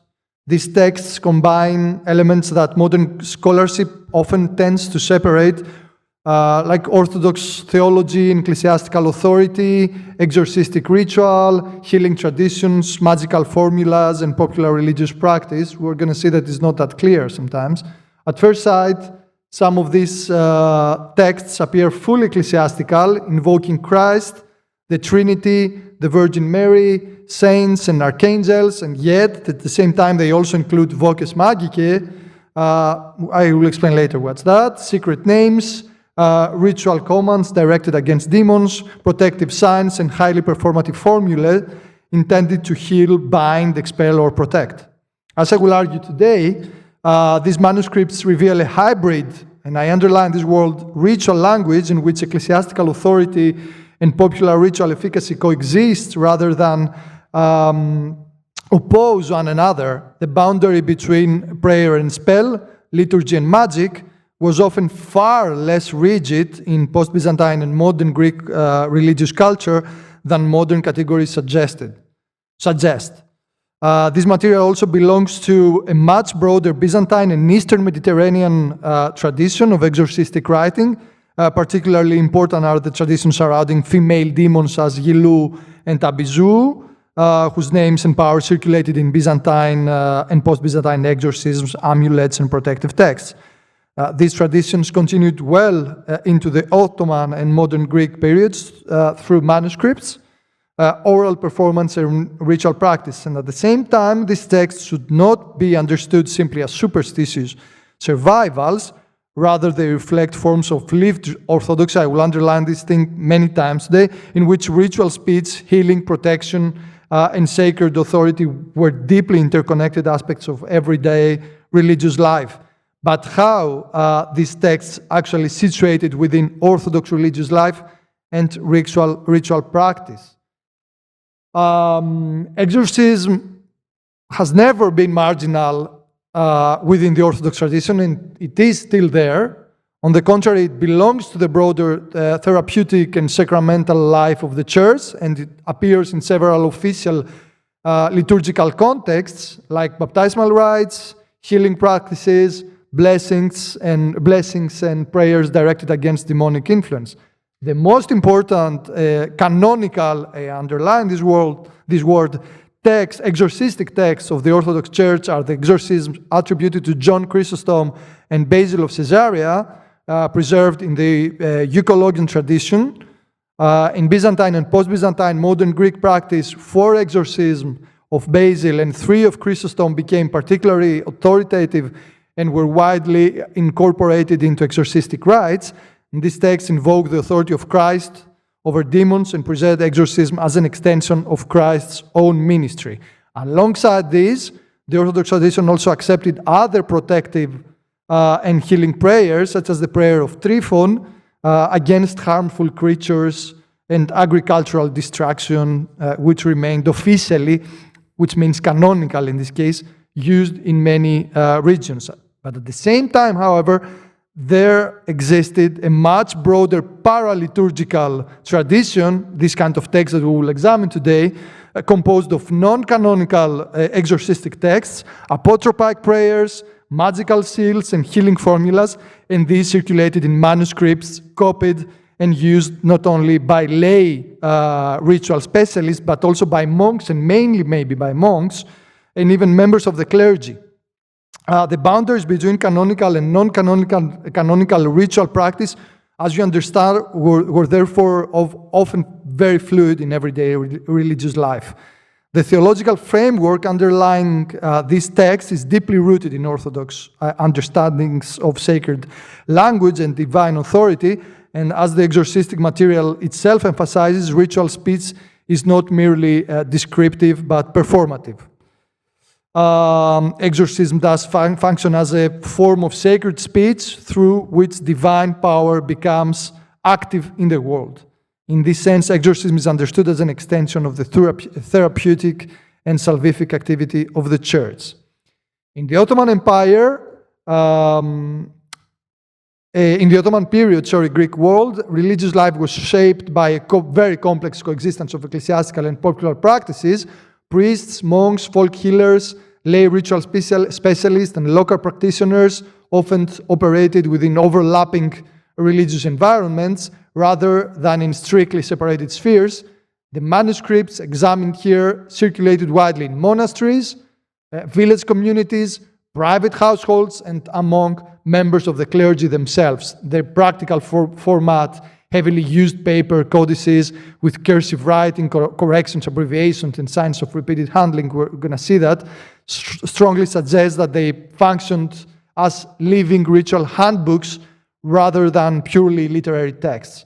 This tension reveals an important reality of modern Greek Orthodoxy. Official ecclesiastical discourse and popular ritual practice were not entirely separate domains. Instead, they interacted continuously within the framework of lived religion. Rather than existing outside Orthodoxy, these ritual texts operated within the lived religious culture of Orthodox communities, and yet these texts did not exist only as abstract traditions. They survived through concrete material objects, the manuscripts themselves, and that I'm going to talk about now. Before examining the context of these exorcistic non-canonical texts, it is important to consider the manuscripts themselves as physical objects. Their material characteristics reveal a great deal about how they were used, transmitted, and understood within modern Greek religious culture. The manuscripts were mainly paper manuscripts, written in practical cursive scripts rather than in carefully decorative bookhands. Their appearance immediately distinguishes them from luxury liturgical codices intended for formal ecclesiastical display. So here you can understand this canonical, that is more, prettier and more carefully written and stuff, and the non-canonical that is less attentive, the writing and all. So instead, these manuscripts have the character of working ritual handbooks. The writing is dense, rapid, and highly functional. We observe numerous abbreviations, nomina sacra, phonetic spellings, corrections inserted directly into the text, and inconsistent orthography. This is very usual, strongly influenced by spoken Greek. The physical condition of the codices is equally revealing. Many folios displayed faded ink, water damage, folds, wax drippings. It's very interesting to see all these wax drippings on the paper. Burn marks and fire damage, stains, and the signs of repeated handling. These features strongly suggest prolonged and repeated ritual use. The manuscripts were clearly not preserved simply as archival objects or literary compositions. They functioned as practical instruments within everyday religious life. Some codices also contain crosses, geometric signs, seals, and apotropaic symbols, integrated directly into the text. We do not really see symbols like some faces of demons and stuff as we see in some magical recipes. Here we do not have to do with magical recipes. They are apotropaic texts and they are mainly copied by monks. So it's normal that we do not see faces of demons, etc., etc. So these visual elements were not merely decorative, but participated actively in the ritual logic of protection and exorcism. And from a codicological perspective, these manuscripts therefore belong to a broader category of utilitarian ritual books that circulated widely in the post-Byzantine and Ottoman Greek world. An important point must be emphasized here. These manuscripts were not simply literary texts, as we said, and not literary texts to be silently read. They were living ritual objects. They could carry it on the body, recited aloud during healing rituals, copied by hand, placed inside houses, placed inside our clothes sometimes, worn as protective phylacteries, or inserted into amulets intended to ward off illnesses and demonic attack. And in many cases, the power of the text was believed to depend not only on its content, but also on its physical presence and ritual activation. This relationship between writing, speech, and ritual performance is particularly important. In reality, these ritual writings constantly move between oral and written dimension. This is very important. The text is written in order to be spoken, but it is also spoken in order to activate what is written. The manuscripts therefore function simultaneously as textual objects, as performative speech, and as ritual technologies of protection.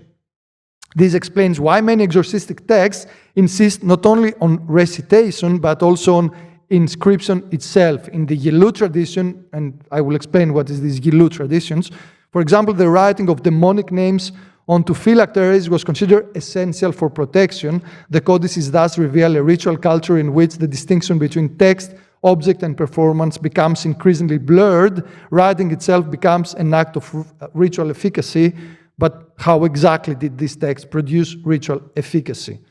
At the intellectual center of these texts lies a fundamental idea. Ritual language is not merely descriptive, it is performative. The words themselves are believed to produce effects in the world. The exorcistic manuscripts constantly employ imperative and juridical formulas such as I adjure you, I exorcise you, depart, come out, take fear. All the time, and even behind, if you see, you will see many of these words. Se exorcizo, etc., etc. These are not symbolic expressions, of course. They are sacred speech acts intended to bind, expel, heal, and restore order. The authority of these utterances derive from divine power and from the invocation of the name of Christ, the Trinity, saints, and archangels. This ritual logic corresponds to what we could define as performative utterance, that is, speech that does not merely describe reality, but actively transforms it. The manuscripts themselves explicitly present exorcism as language filled with divine efficacy. The theological foundation of this idea is deeply biblical. The exorcistic tradition repeatedly connects ritual speech with the creative power of the divine logos. Just as God creates through speech in Genesis, let there be light, sacred words are believed to actualize divine power within ritual practice. Exorcism therefore becomes not simply the removal of evil, but the restoration of cosmic and bodily order through sacred language. In this sense, ritual speech is simultaneously theological, juridical, therapeutic, and cosmological, and the exorcist does not speak in his own name, but as a mediator of divine authority. Another striking feature of this text is their detailed mapping of the human body as a site of spiritual attack. I'm saying again that there's a very clear therapeutical function behind, and they're mainly apotropaic texts, so the manuscripts frequently describe demons entering the eyes, the head, the brain, internal organs, veins, nerves, and different bodily members. And in several passages, demons explicitly declare their intention to darken the eyes, attack the head, mainly the head is very important, or produce bodily suffering. And these anatomical catalogs are extremely important because they reveal a ritual anthropology in which the body becomes a spiritual battlefield, something that is very, very important in the idea of possession and exorcism. Illness is not understood solely as physiological dysfunction, but as the visible manifestation of invisible hostile forces, of course.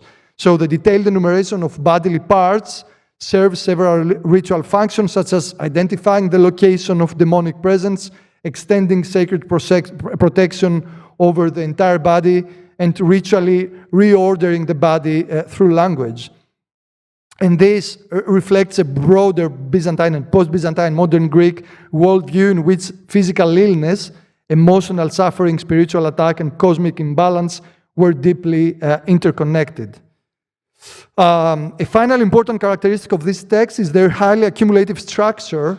The exorcisms often build through long sequences of saints, angels, divine names, biblical quotations, apocalyptic imagery, commands, and protective invocations. Archangels such as Michael is a basic one, Gabriel, Raphael, and Uriel are invoked repeatedly alongside Christ, the Virgin Mary, apostles, martyrs, and healing saints.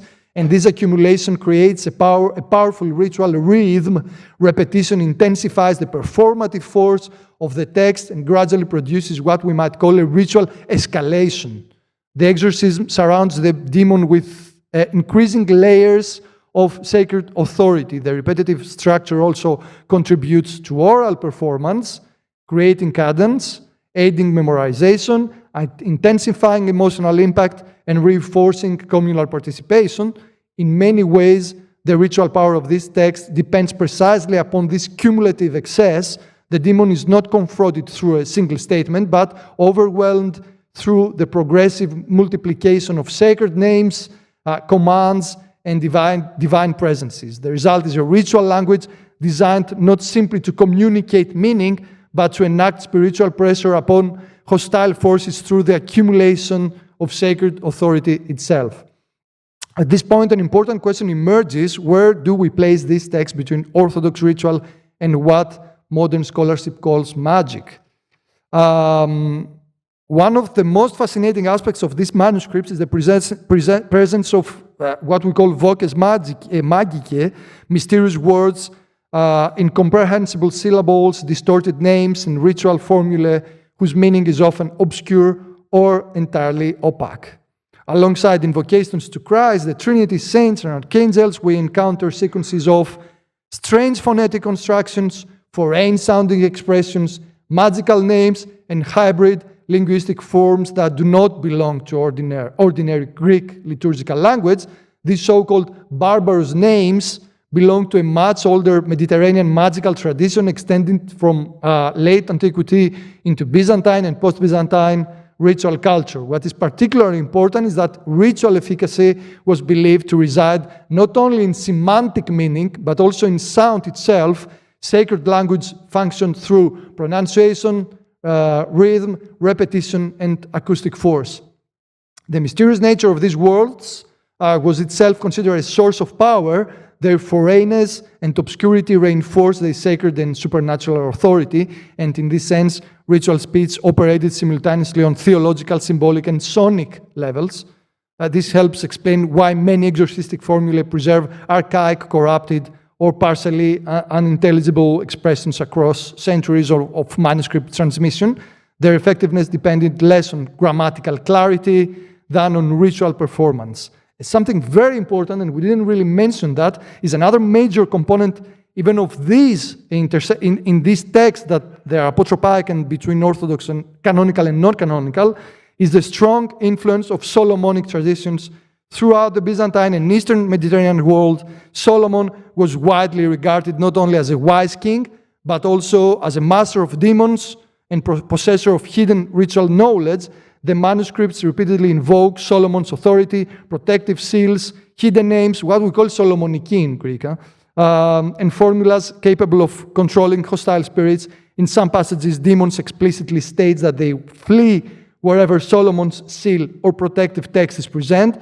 This motif connects the Greek material with a much broader Mediterranean network of magical and exorcistic traditions that circulated across Byzantine, Jewish, Arabic, and Ottoman contexts. The Solomonic tradition is especially important because it demonstrates how scriptural authority could merge with ritual technology. Biblical figures were not only theological models, but also cosmic authorities capable of commanding invisible powers. Here again, the distinction between liturgical and magical practice becomes difficult to maintain. The same manuscript may contain biblical quotations, liturgical invocations, magical seals, voces magicae, and ritual commands, all functioning together within a unified protective system. And last but not least, the manuscript also belonged to the broader Byzantine tradition surrounding female demonic figures such as Gilu or Abizu, and these you may find in almost all manuscripts that we will publish. Gilu, related to the ancient Greek figure of Gelo, already known from antiquity, was believed to attack women, pregnant mothers, and newborn children, while Abizu appears prominently in the very, very influential apocryphal Testament of Solomon, one of the major demonological texts of the Eastern Mediterranean world. These demons were associated particularly with illness, infertility, attacks on mothers, many attacks on mothers, this is the basic thing, infant mortality, and nocturnal spiritual danger. Byzantine and post-Byzantine or modern Greek exorcisms against Gilu, what we call Giludochartia, that means papers of Gilu, are often centered on the revelation and inscription of the demon's secret names, normally 12 and a half. This reflects a fundamental principle of Byzantine demonology. Knowing the true name of a demon grants power over it.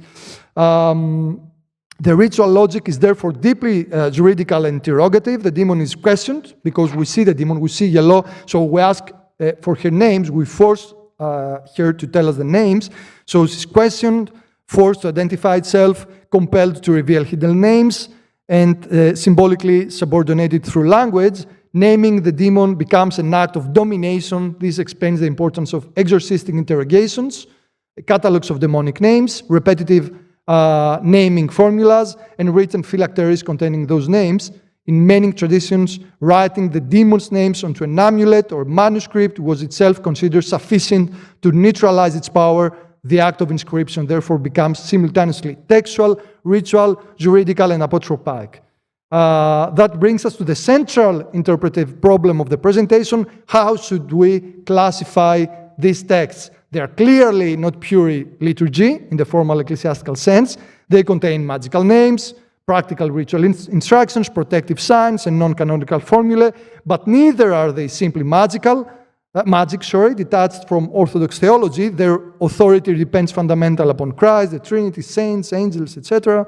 So the manuscripts therefore occupy an intermediate zone between official liturgy and vernacular ritual practice. Rather than separating religion and magic into rigid categories, these codices reveal the existence of a paraliturgical ritual culture embedded within lived orthodoxy itself. They represent a practical theology of protection in which healing, exorcism, sacred speech, ritual objects, and divine authority were all understood as interconnected dimensions of everyday religious life. What broader conclusions then can these manuscripts offer about lived orthodoxy and ritual culture in the post-Byzantine world? In conclusion, these manuscripts, the manuscripts allow us to reconsider the relationship between liturgy, healing, and magic in modern Greek religious culture. Rather than marginal phenomena, they reveal a ritual world in which ecclesiastical authority, sacred language, and everyday concerns were deeply interconnected. The manuscripts demonstrate a hybrid form of lived orthodoxy in which liturgy, exorcism, healing, protection, and ritual practices functioned together within the same religious system. Priests, monks, and lay practitioners could employ biblical prayers, liturgical invocations, voces magicae, and protective formulae without perceiving contradictions between them. These texts also reveal a conception of ritual language as power. Sacred words were believed not simply to express belief, but to heal illness, expel demons, protect bodies and households, and restore spiritual order through performative speech.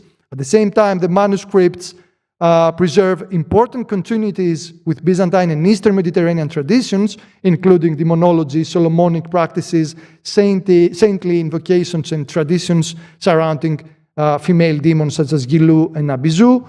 They therefore demonstrate continuity and adaptation rather than rupture. Ultimately, these codices are not merely survivals of superstition, we do not like this word, but witnesses to a lived religious culture in which liturgy, healing, protection, and ritual efficacy formed part of the same spiritual reality. Thank you very much.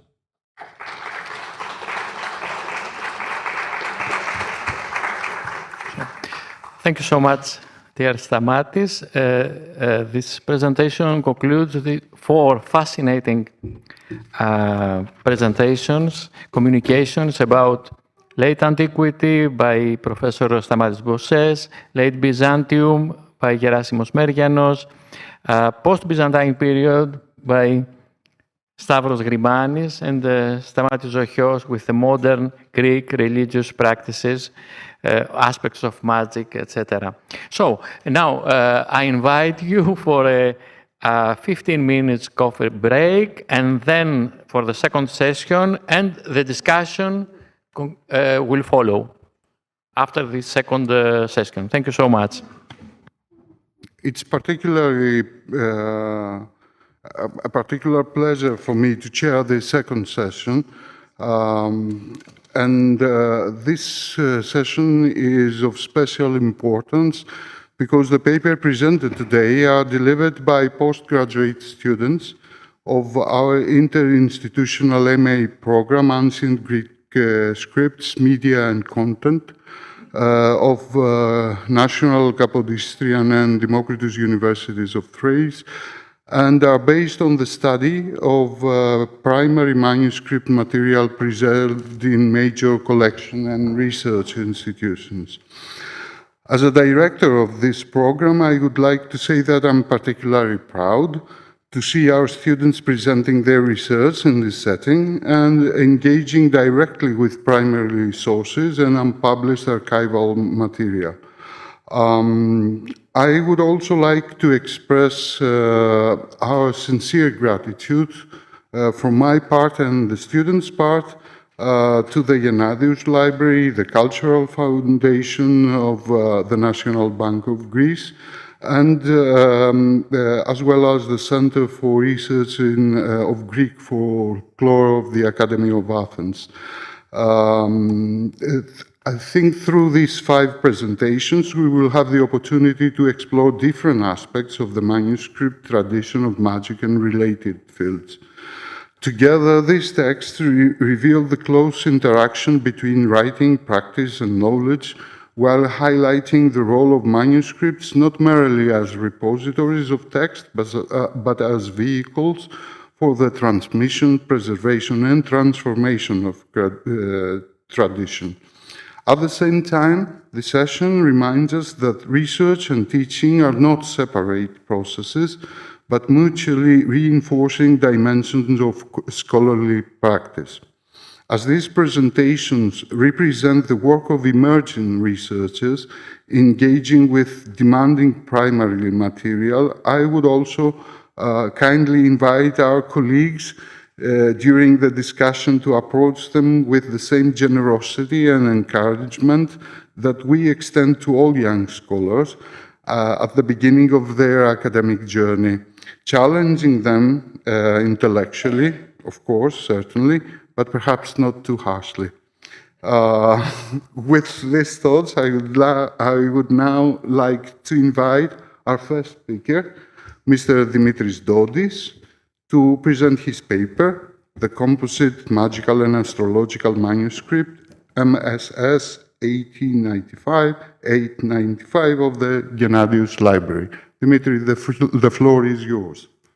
Thank you, Professor. Good evening.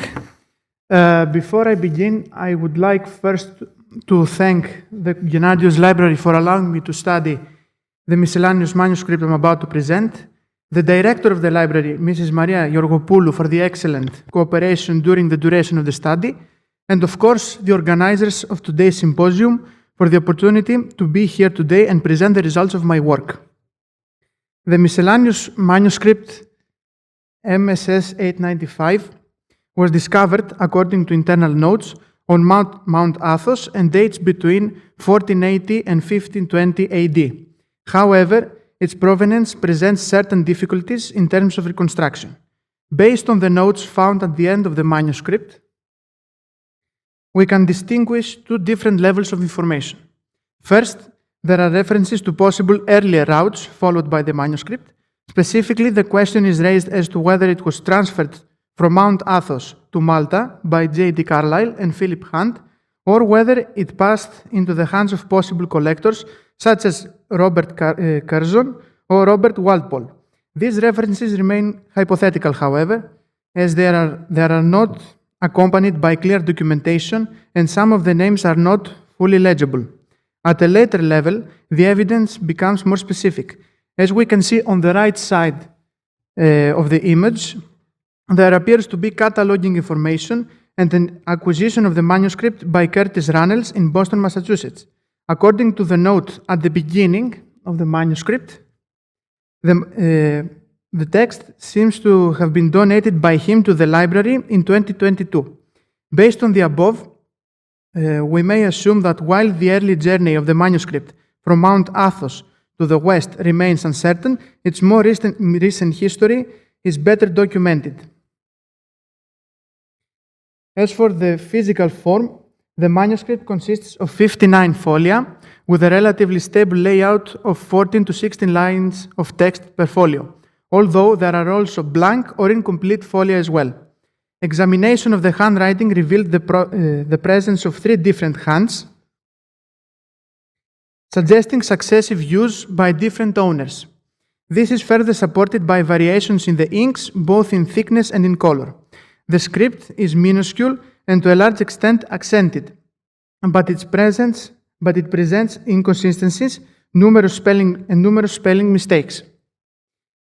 In certain places, it is difficult to read, while on one folio there was also a case of reversed writing, which conveyed greetings and wishes to people known to the scribe. As we can see to these two pictures, on the left we can see the main text. It's clear, but on the left there is some inconsistencies and blurbs. But if we flip the image, we can see on the far right side, the text becomes clear, and we can see the greetings and wishes written by the scribe. The content of the manuscript is particularly rich and heterogeneous. It includes recipes, spells and symbols, the so-called characters, as they are referred to within the texts, as well as prayers and remedies. Particularly important is the presence of amuletic texts, such as the Prayer of Solomon, which demonstrate the belief in the protective power of words. At the same time, the manuscript contains instructions and descriptions of herbs, placing it within the context of folk medicine as well. The astrological and alchemical sections are also of important interest, including lists of planets with their corresponding materials and symbols, as well as associations between planets and herbs, auspicious and inauspicious days and hours. In addition, the manuscript includes narrative and ideological elements, such as an account of wars attributed to Muhammad II and the prophecy concerning his defeat by the blonde race, together with a description of an ideal prudent man. Finally, we encounter a record of the days of the 12 months, as well as 2 tables, one astrological and another concerning cases of monks, possibly of a moral, didactic, and disciplinary nature. In total, the manuscript MSS 895 constitutes a multi-themed and practical handbook in which elements of folk medicine, magic, astrology, and religious tradition coexist. The presence of multiple hands and later additions demonstrates that the manuscript was actively used and continuously adapted to the needs of its owners, functioning as a dynamic tool of knowledge and practice. And before I conclude my speech, I would like to show you another two images. On the left, we can see the astrological table that was mentioned earlier, and it was shown in a previous presentation. And to the right, we can see the text that contains the names of the planets, their corresponding symbols, and their metals as well. Thank you for your time.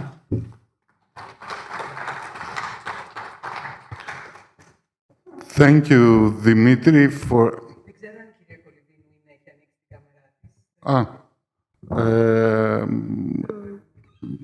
Okay. Dimitri, thank you for your very concrete and brief presentation. I think now we can pass to Despina Kalivinu. Despina, are you here with us? Yes, good evening from me to everyone. Could you please switch on the camera so we can see you? Perfect, perfect. Thank you. A kind reminder, just be on time because we are half an hour off. So please be brief as you can. Okay? Yes. Thank you so much. Okay. So the floor is yours and you can start. Thank you. Let me share the... I have a problem with my PowerPoint. With a share screen, I'm sorry.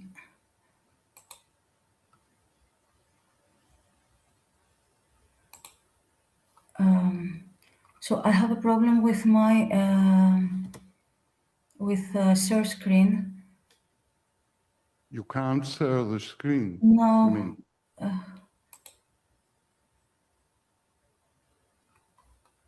So I can read my text. Do you have the PowerPoint open?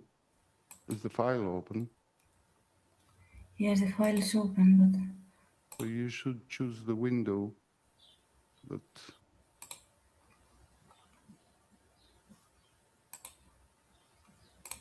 Do you mind closing the share window and trying again?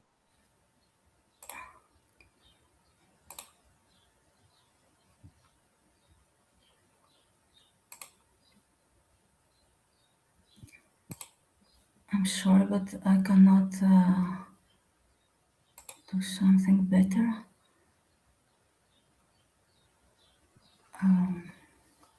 Or I will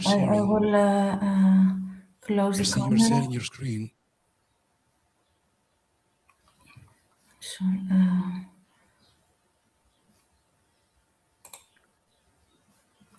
Ωραία, μπορείτε να το βάλετε και full screen. Ναι, ένα λεπτάκι. Και να ανοίξετε την κάμερα, αν είναι εύκολο, γιατί την έχετε κλείσει. Ναι, το γνωρίζω, αλλά δεν είμαι σίγουρη ότι μπορώ να τα έχω και τα δύο ανοιχτά.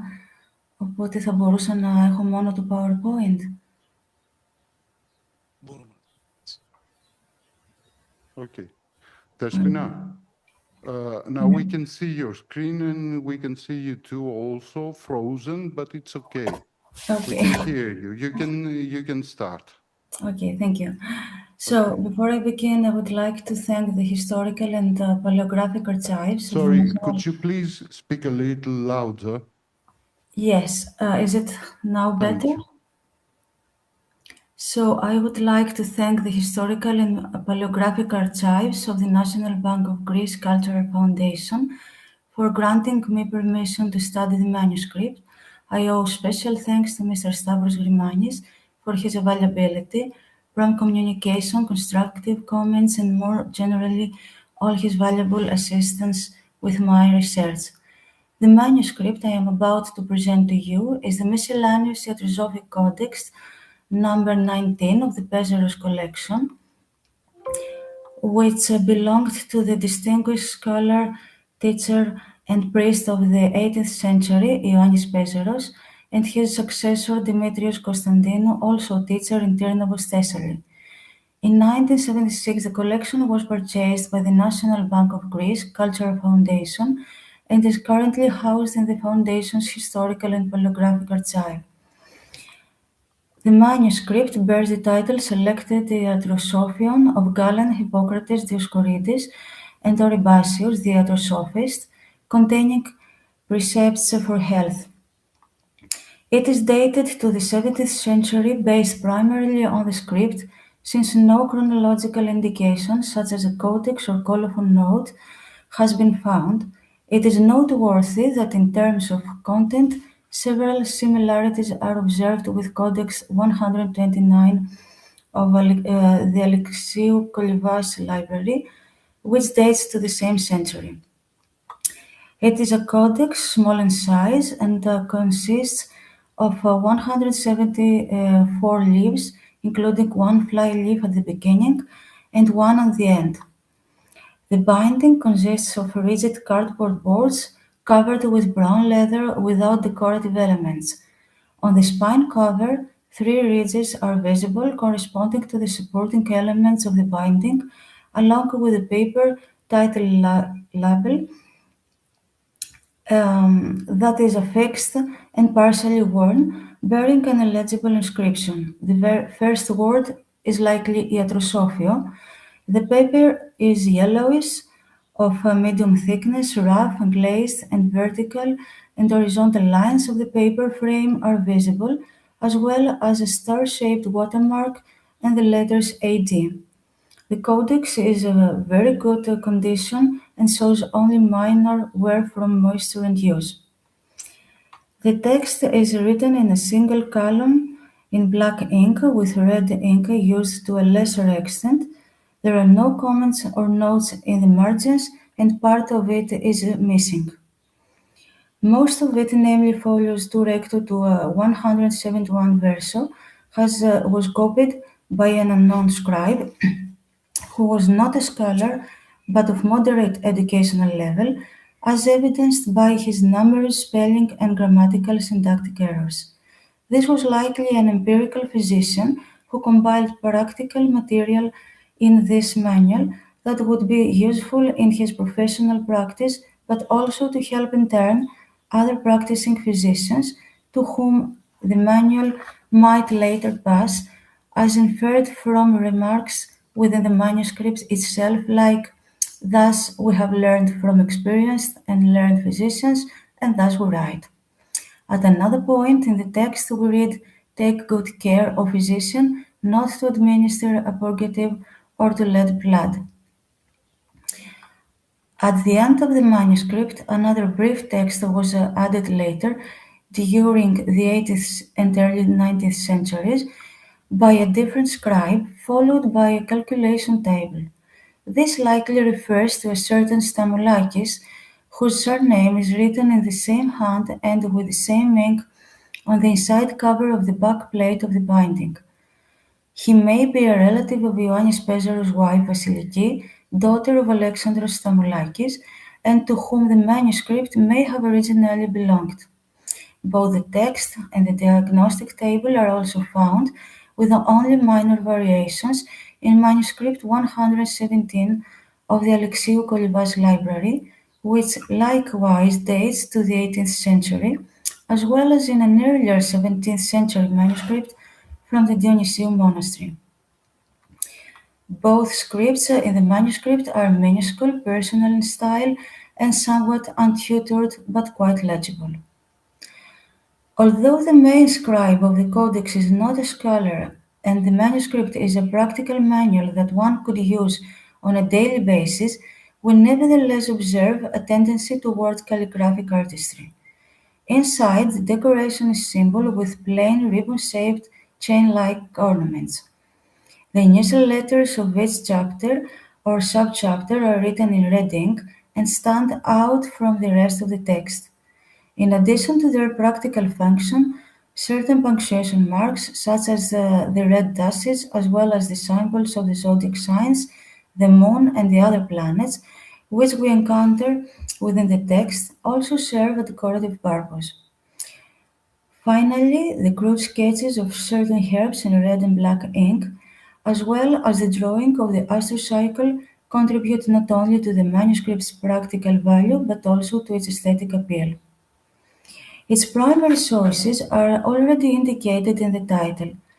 These are works by the well-known physicians of the classical era and late antiquity, Hippocrates, Galen, and Oribasius, and as well as the famous second-century botanist Dioscorides. Furthermore, although not mentioned in the title, excerpts are included from works by astrologer Heraclius and the Emperor Leo, though this is like Leo the philosopher, as well as from the scribes' contemporaries, anonymous empirical or licensed physician, as well as others attributed to the ancient philosophers Pythagoras and Aristotle, which are likely excerpts from pseudo-works. Ecclesiastical texts are also present, usually paraphrased or adapted, or simply referenced. Finally, we read a passage from the House of Solomon, as well as anonymous texts from folk tradition. The chapters of the Codex are not numbered, unlike in some other iatrosophic codices. However, the individual chapter titles are distinguished by red initial letters. The medical content is not organized according to a unified system, for example, organized by disease or by herbs and other medicinal substances, but rather in a mixed manner as a result of the verbatim copying of older manuscripts of varied content and structure. More specifically, the first chapter begins with an excerpt from Hippocrates' letter to King Ptolemy on the constitution of man, as is quite common in medical manuscripts, which refers to the four elements of heaven and earth. In accordance with the theory of the pre-Socratic philosopher Empedocles regarding the four elements of creation, fire, earth, and water.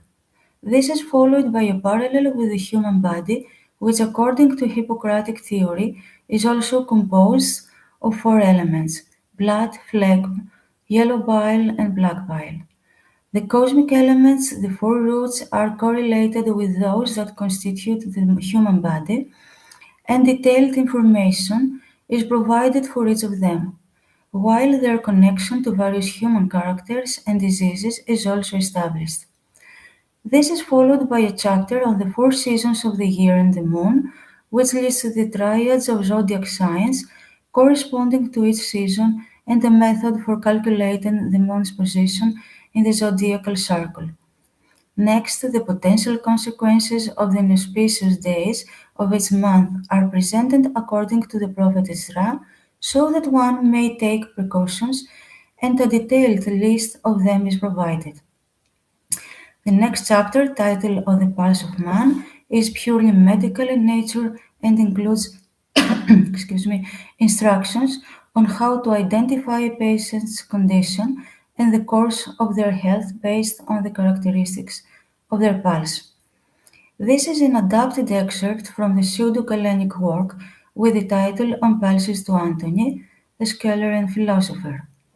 The iatrosophia continues with a chapter that again references the subject of the inauspicious days of the 3 months, this time in relation to the practice of phlebotomy and the administration of purgatives to a patient, which must be avoided by the physician, as well as instructions for the diagnosis and treatment of disease according to the position of the moon. This is followed by a lunar calendar listing the days suitable or unsuitable for phlebotomy, as this was for centuries one of the basic therapeutic practices, a brief chapter on the 7 planets and the day attributed to each of them, as well as recipes for an amulet that can protect you from evil masters. Astrology returns in the next chapter, which is also one of the most extensive in the Iatrosophion, where an excerpt is presented from the Astrologos of Heraclius the Sophist, a method for predicting future events and the favorable or unfavorable outcome of matters that concern, as the case may be, anyone who aspires to make use of it. The practical value of the text is enhanced by the inclusion of an image of the astro cycle that we saw above. It is striking that at the beginning of the chapter, the reading of psalms from the Psalter. Despina, I'm sorry, just a moment. You don't have to tell us all the contents. If you could move on. Thank Okay, you. okay. So, I can make a selection. We have a chapter attributed to Dioscorides and deal with pain in their several problems, as well as when a physician should administer a purgative to a patient based on their zodiac sign according to Heraclius' astrocycle. The next chapter has purely astronomical context. It is titled On Heaven, the Sun, the Moon, and the Seventh Planet, and is incorrectly attributed to Aristotle. This is followed by another chapter of astrological nature titled On the Knowledge of the Seven Planets, henceforth, before returning to medical topics and also to magical practices. Immediately afterwards, we return to the therapeutic properties and magical effects of various herbs.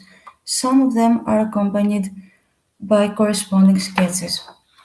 The final chapter of the manuscripts are primarily of a magical nature. More specifically, in one of them, an excerpt from a text by Solomon, the 12 hours of Solomon are enumerated. After a brief digression in which remedies for heartache are provided, the compiler adds a mythical narrative about the demon Gilu and his encounter with the archangel Michael, which concludes with a spell word of magical influence and the evil eye. This is followed by a list of thunder events, a Vrondologion, and earthquake register, seismologion, attributed to Emperor Leo, likely by mistake. These are divinatory and prognostic texts that interpret thunder, earthquakes, and other natural phenomena such as lunar eclipses as omens foreshadowing future events. The final chapter of the Iatrosophia, written by a different hand, is also a predictive text and is attributed to Pythagoras. Based on numerology, it proposes a method for predicting the favorable or fatal outcome of a bedridden patient and is supplemented by a calculation table, as you can see in the photograph. We thus have a collection of texts containing medical material such as medicinal substances as well as their use for various ailments. However, in addition to medical texts, a large portion consists of horoscopes, lunar calendars, almanac of thunders and earthquakes, magical and divinatory texts, etc., which aimed not only at diagnosing and treating patients, but also at predicting natural phenomena, social and political developments, and achieving personal goals. All of these are drawn from larger thematic units, some of which may have constituted the content of other independent manuscripts, from which the scribe has excerpted fragments.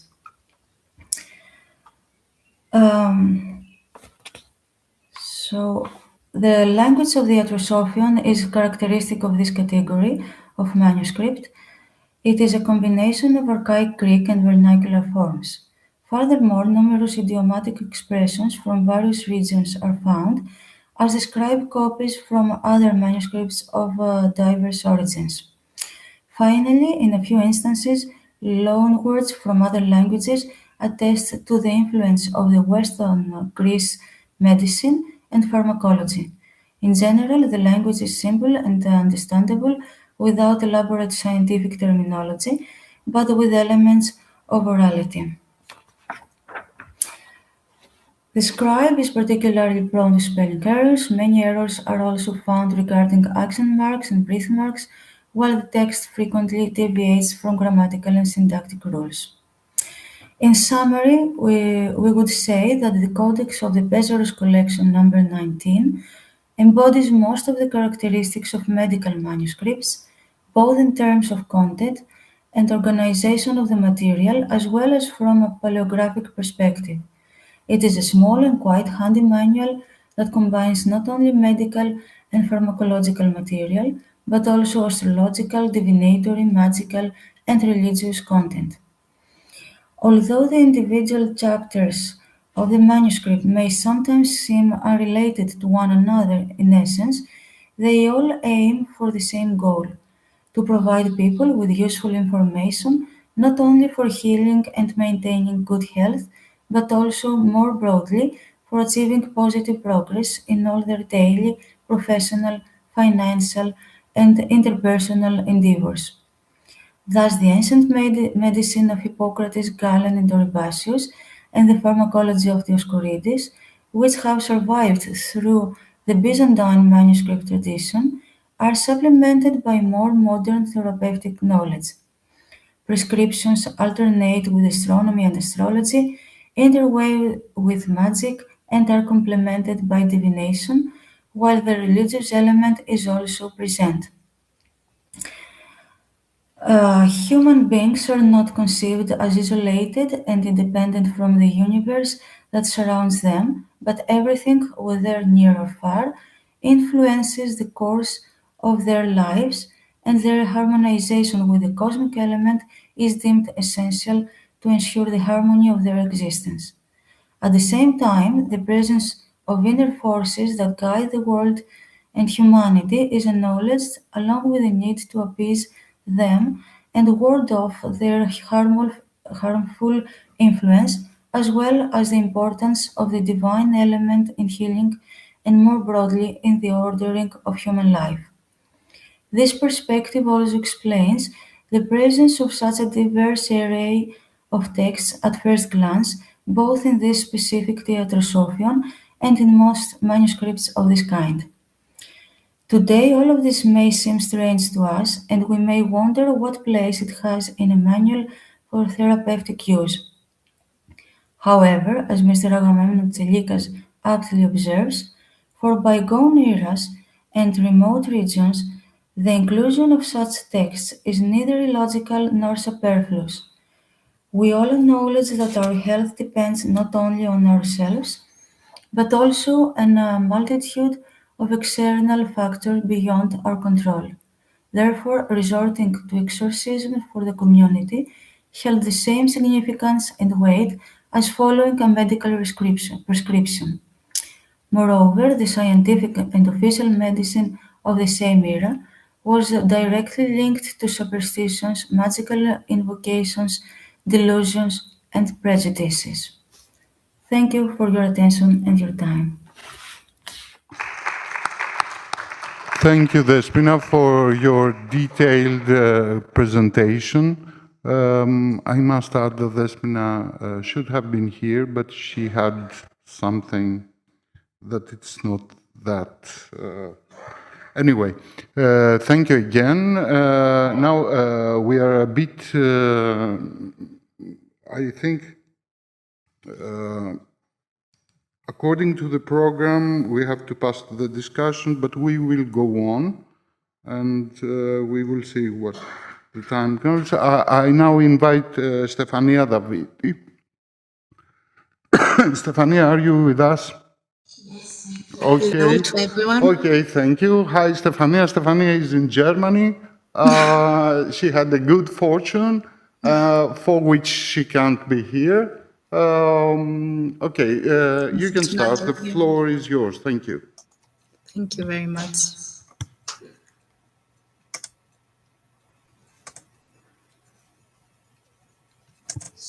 So can you see everyone? Yes, we can see it. Before you begin, please stay on time.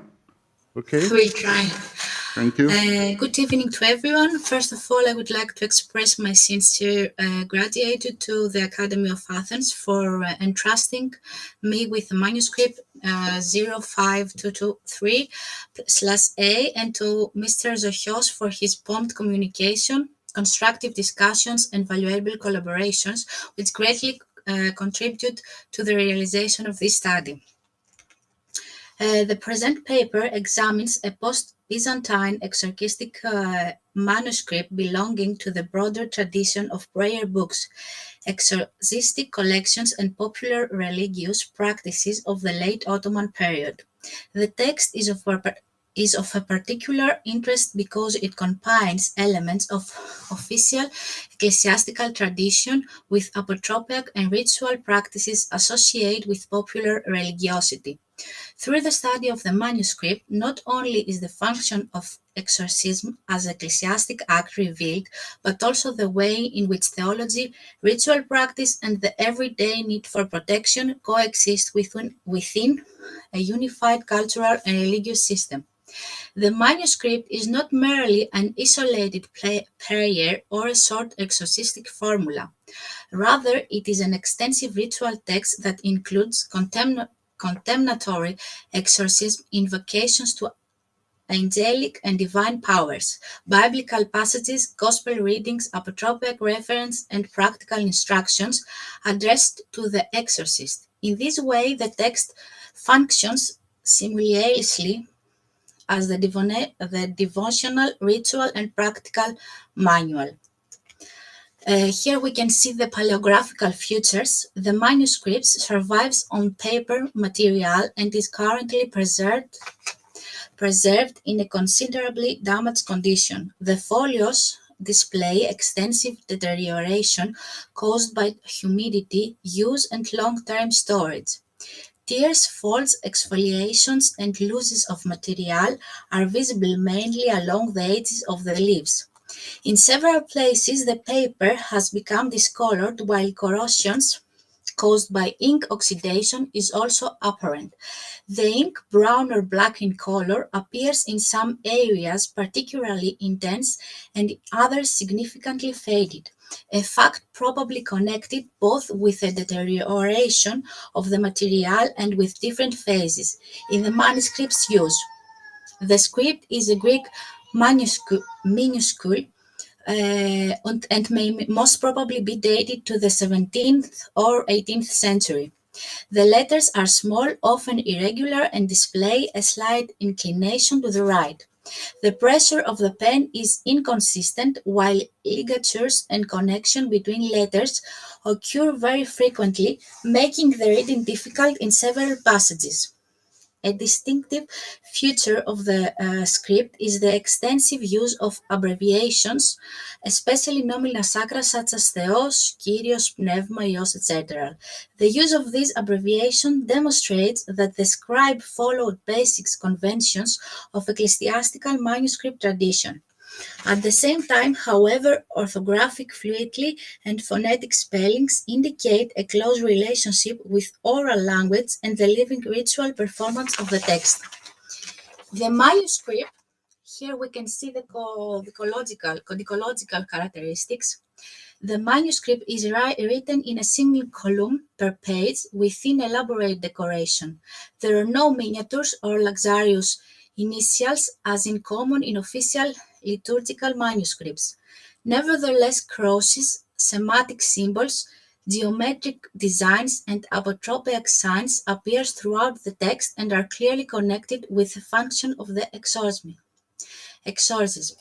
These elements seem to function not merely as decorative motifs, but also as active ritual signs participating in the progress of protection and expulsion.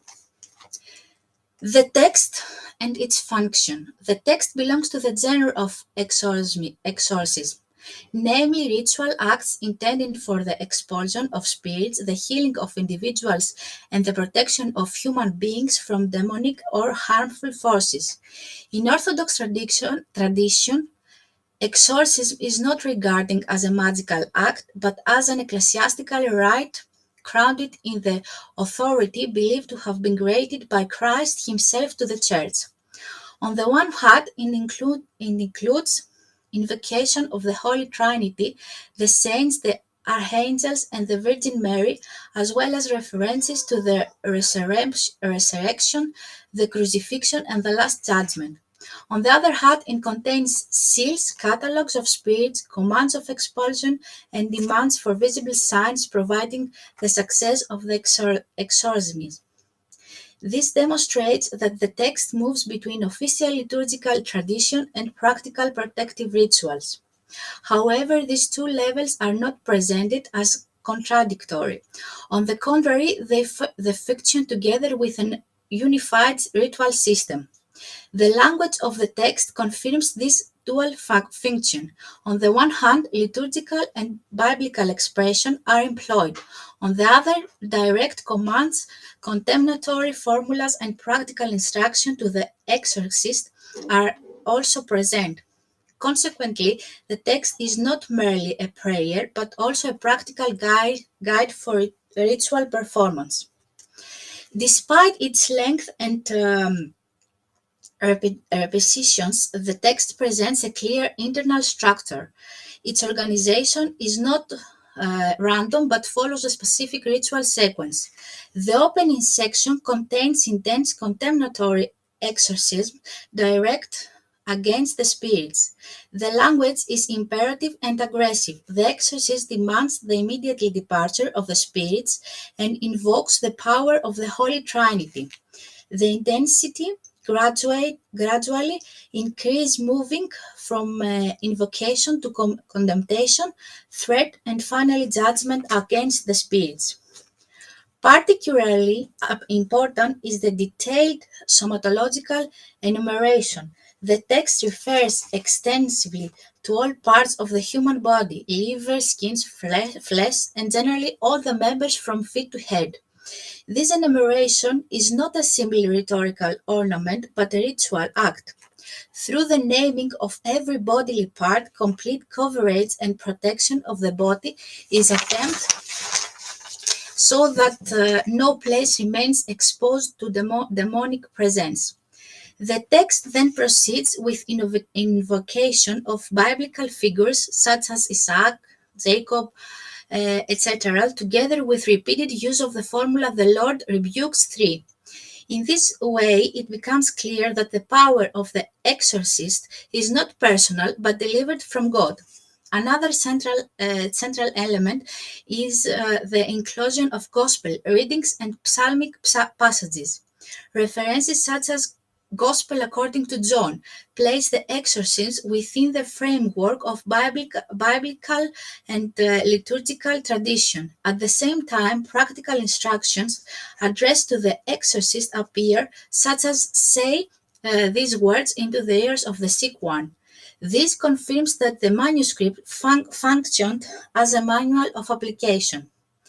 A large section of the text is also devoted to the exorcism of aerial spirits. The 4 directions, various, heaven, and kings of the wings, are mentioned together with a list of spirits and powers. Through these enumerations, an entire cosmological image is constructed in which the invisible world appears organized, hierarchical, and controlled by superior divine powers. A significant role is also played by the seals of the archangels. Stefania, I'm sorry to interrupt. Could you please speed up? Yeah. Okay, thank you. I should stop this. No, please go on without mentioning elements that are details. Okay. Thank you. We have a relationship with Benedictus Sankarolos. It's a very important relationship of the manuscript with well-known exorcism of here monk Benedictus Sankarolos. In many passages, strong verbal and structural similarities can be observed, while in some cases there is almost complete correspondence between specific formulas. This relationship may be interpreted in various ways. Both the present manuscript and the exorcism of Sankarolos may derive from a common earlier source. The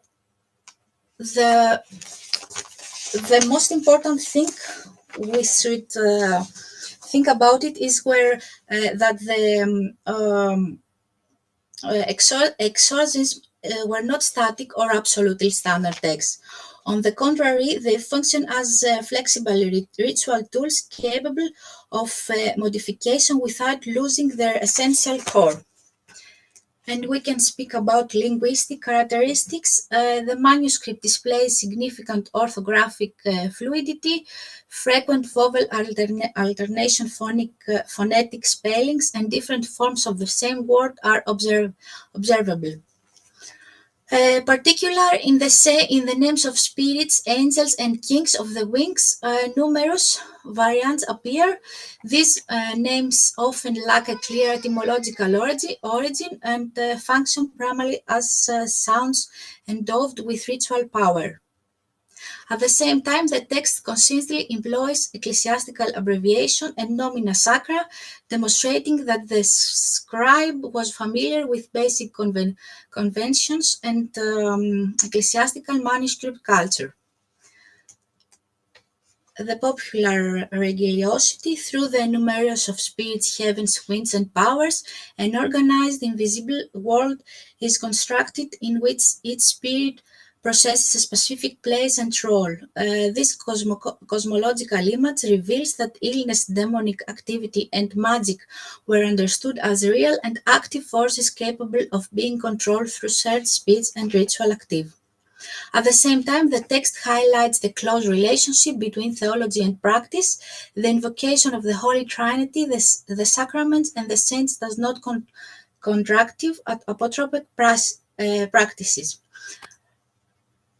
We can go to the conclusion. Yes, you move to the conclusions, please. Yeah. It's okay. The examination of the manuscript demonstrates that it constitutes an important witness to the post-exorcist tradition and to popular religiosity. The text combines liturgical, biblical, and apotropic elements, creating a multi-layered ritual system in which theology, practice, and healing function together. It's a relationship with the exorcism of Benedictus Zancarolos. We have said that. Thank you very much for your attention. Thank you, Stefania. Thank you so much. I'm really sorry to interrupt this frequently, but we are a bit in a hurry. It's okay. Okay. So we will move immediately to Cleopatra and Angeliki. They are here with us. Cleopatra, will you begin? Thank you. Yes, of course. Give me 1 second to share my screen. Yeah.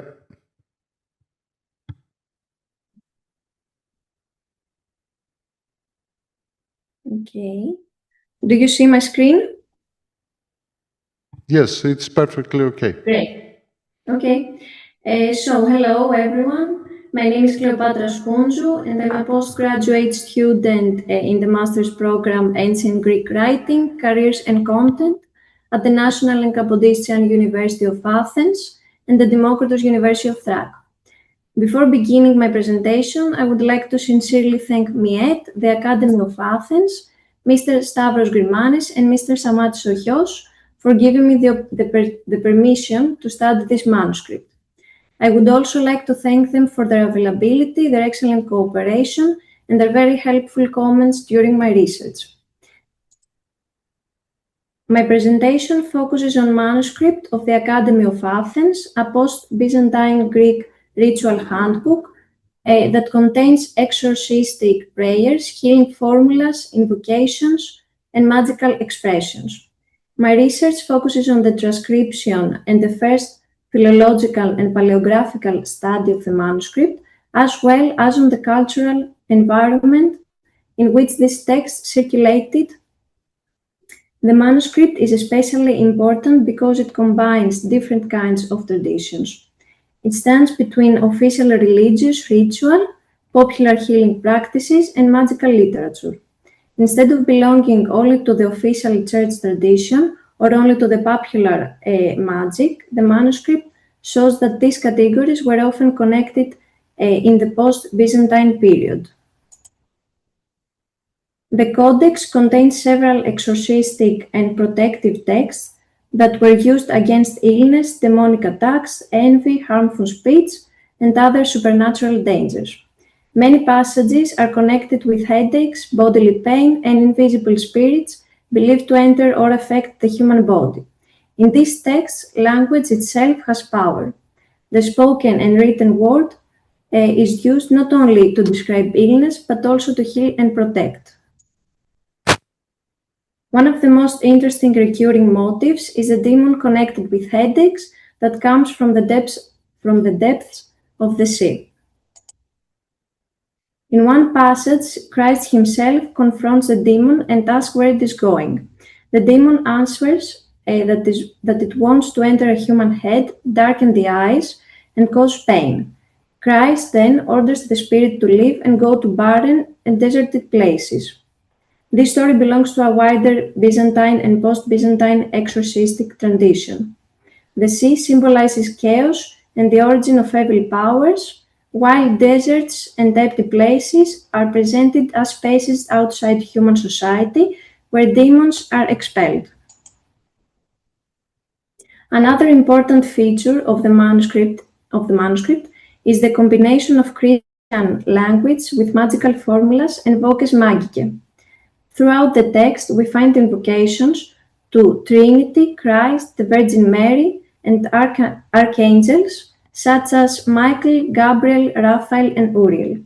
At the same time, these Christian elements appear together with strange syllables, distorted words, and so-called barbarous names. This combination is very important because it shows that ritual language was believed to have power not only through meaning, but also through sound. The voces magicae were considered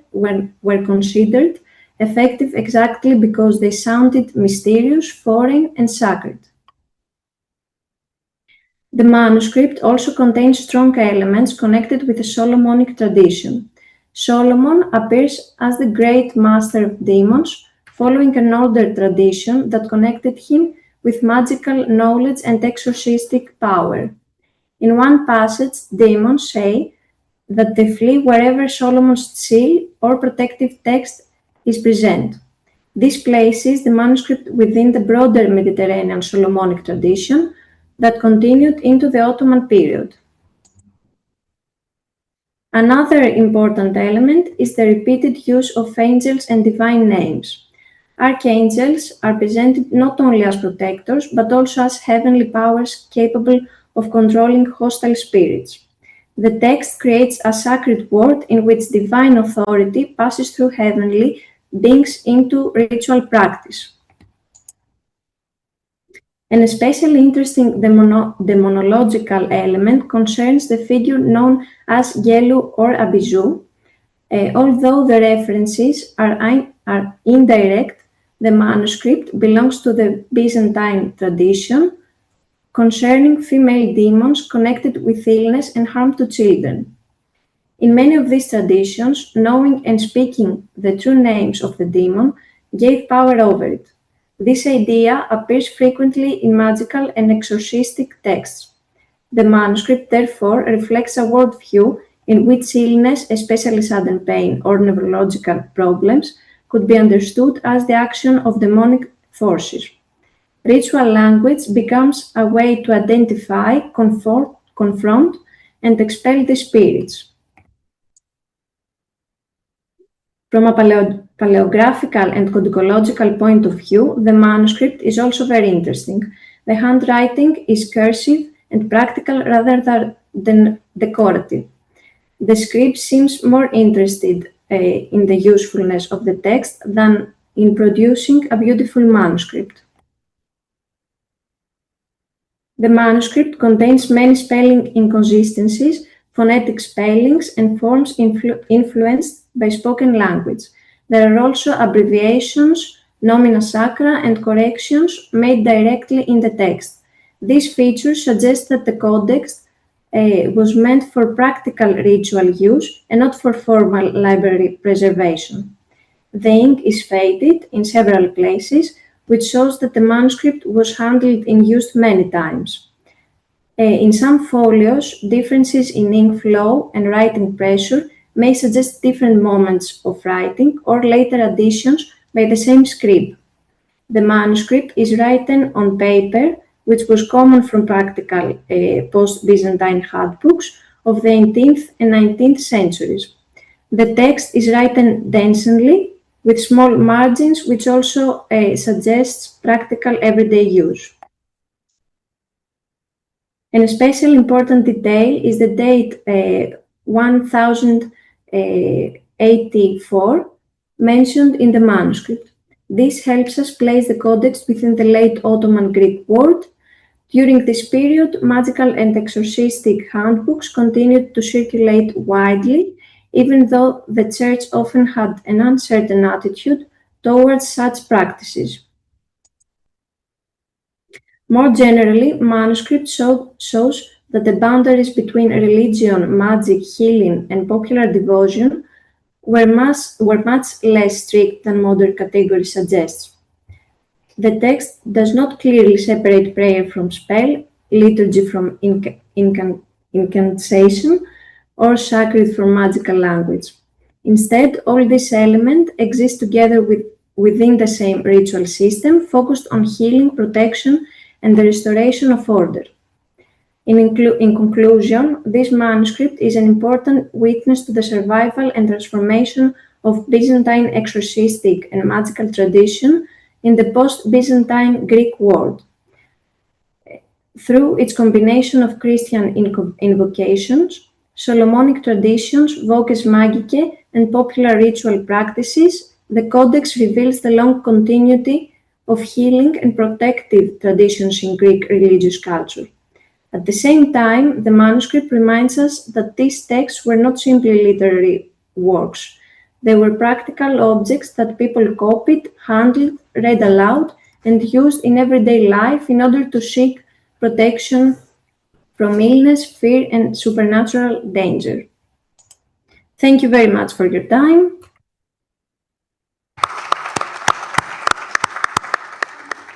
Thank you, Cleopatra. Thank you very much for the presentation. And now the floor is to Angeliki.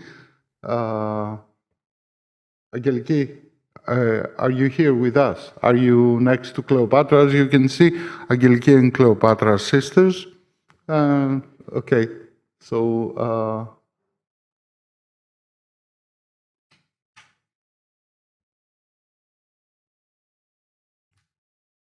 Angeliki, are you here? Okay. Hi. We can't hear you. You have your microphone closed, probably.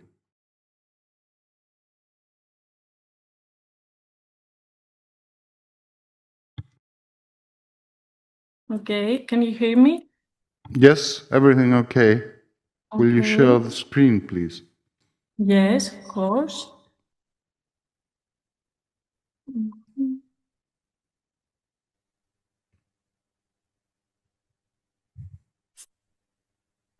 Okay, this was your presentation, the last one. Thank you for your attention. Yes. Okay. Can you see? Yes, we can see it. Okay. Good evening, and thank you all for being here today. My name is Angeliki Skoundou, and I'm also a postgraduate student in the Master's program, Ancient Greek Writing, Media and Content. Before I begin, I would like to thank the National Bank of Greece Cultural Foundation and the Academy of Athens for supporting this research. I would also like to thank Stavros Grimanis for giving us the permission to study this exact manuscript, and Mr. Zochios for his collaboration and our very helpful discussion. In this presentation, I will talk about my research on a post-Byzantine Greek manuscript that contains exorcisms, healing prayers, and ritual texts used from protection against illness, demons, curses, and magical attacks. My research examines the relationship between liturgy, popular religion, and ritual healing in the post-Byzantine Greek world. Before discussing the text itself, I would first like to say a few words about the manuscript. The manuscript seems to belong in the 18th century, and it's part of the broader post-Byzantine manuscript tradition. The writing is mainly cursive and practical rather than decorative, which suggests that the manuscript was made for everyday ritual use and not as a luxury book. Its physical condition also shows signs of long use. Uneven ink, corrections, abbreviations, and spelling mistakes suggest that the manuscript was used repeatedly during ritual practices. It probably functioned as a practical handbook for prayers and exorcism. The manuscript also contains many ecclesiastical abbreviations and nomina sacra, such as Lord Christ and Holy Spirit, showing the influence of church writing traditions while also preserving elements of spoken Greek. One of the main goals of our research is to study how ritual language works in this text. The manuscript shows that spoken words were believed to have ritual, spiritual, and healing power. Throughout the manuscript, saints, archangels, biblical figures, and sacred names are invoked in order to protect people and heal the sick. In one passage, the prayer invokes Saint George, Saint Demetrius, Saint Theodore, and Holy Anargiri, Cosmas, and Damian, asking them to remove every demonic illness from the servant of God and household. This shows one of the manuscript's main ideas. Illness was not understood only as a physical problem, but also as a spiritual struggle against evil forces. Disease is often connected with demons, curse, envy, and magical attacks. Because of this, healing was understood as a sacred and spiritual process. Another important feature of the manuscript is the repeated use of exorcistic formulas. The text often says, I adjure you or I exorcise you, directly commanding demons to live through the power of God. The manuscript also invokes Christ, the apostles, the archangels, and the saints. One moment, okay. The text also mentioned the evil eye, magical bindings, fever demons, curse, and night spirits. These references reveal the fear and the concerns of the communities that use these prayers. Illness was seen as a part of wider spiritual struggle.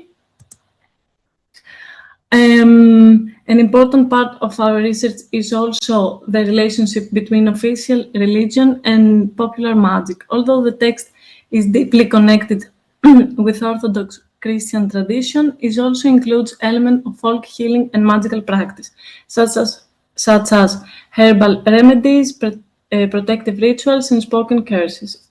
Rather than being completely separate, religion, healing, and magic appears closely connected in the manuscript.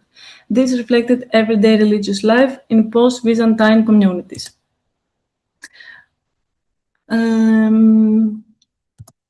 Okay, the role of angels and archangels is also very important. Michael, Gabriel, Raphael, and Uriel appears as protectors and healers. This invocation creates a strong spiritual and apocalyptic atmosphere within the text. At the same time, the manuscript is highly performative. These prayers were clearly meant to be spoken aloud during ritual. Repetition and rhythm help increase the ritual power of the text. In this way, language itself becomes a form of healing action. From a philological point of view, the manuscript is also very important because it preserves both liturgical language and vernacular Greek forms.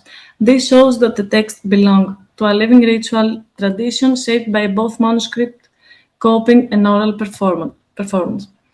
Finally, our research argues that the manuscript should not simply be seen as a magical handbook or as an example of superstition. Instead, it should be understood as a part of broader religious and healing tradition that help post-Byzantine communities deal with fear, illness, suffering, and uncertainty through ritual prayers and sacred practice. Thank you very much. Thank you, Angeliki. Thank you very much for your presentation. Thank you. I think we will now have a break for 10 minutes, okay? And then we will, no?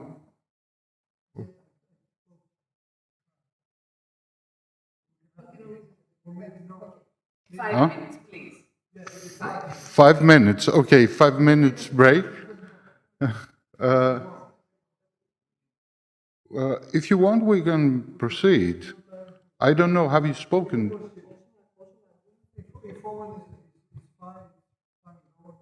Yes. So, Professor Owen, are you with us? Hello, yes. Hello. Okay. I'm happy to wait, yes, or I'm happy to go. Of course. Just a second, please. Yeah, sure. Thank you.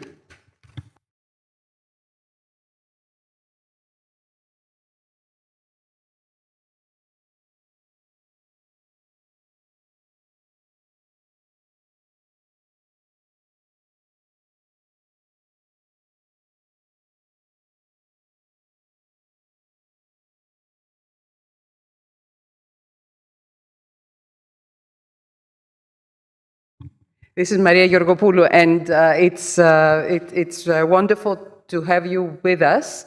I don't know, are we still on, Konstantine? Okay, thank you.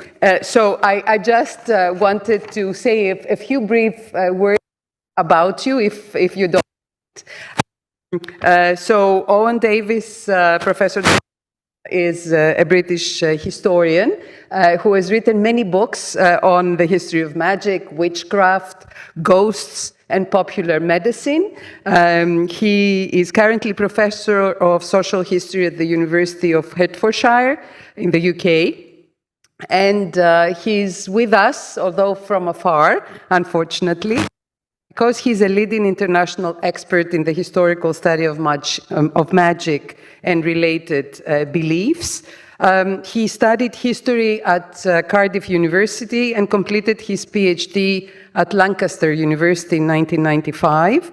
And his research in his dissertation examined the continuity and decline of popular beliefs in witchcraft and magic from 1735 to 1951.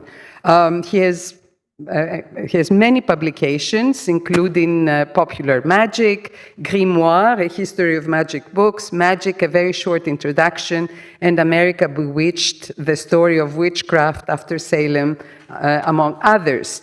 And tonight, he's going to make us understand the topic that we're researching and where our speakers until now have researched within a context of the Greek world. And he will be speaking about the development of nature of magical and divinatory texts in the Western world in a global context. So thank you very much for being with us, and we look forward to your talk. Thank you, Maria. I'll just do the usual share screen and see if we have the problems.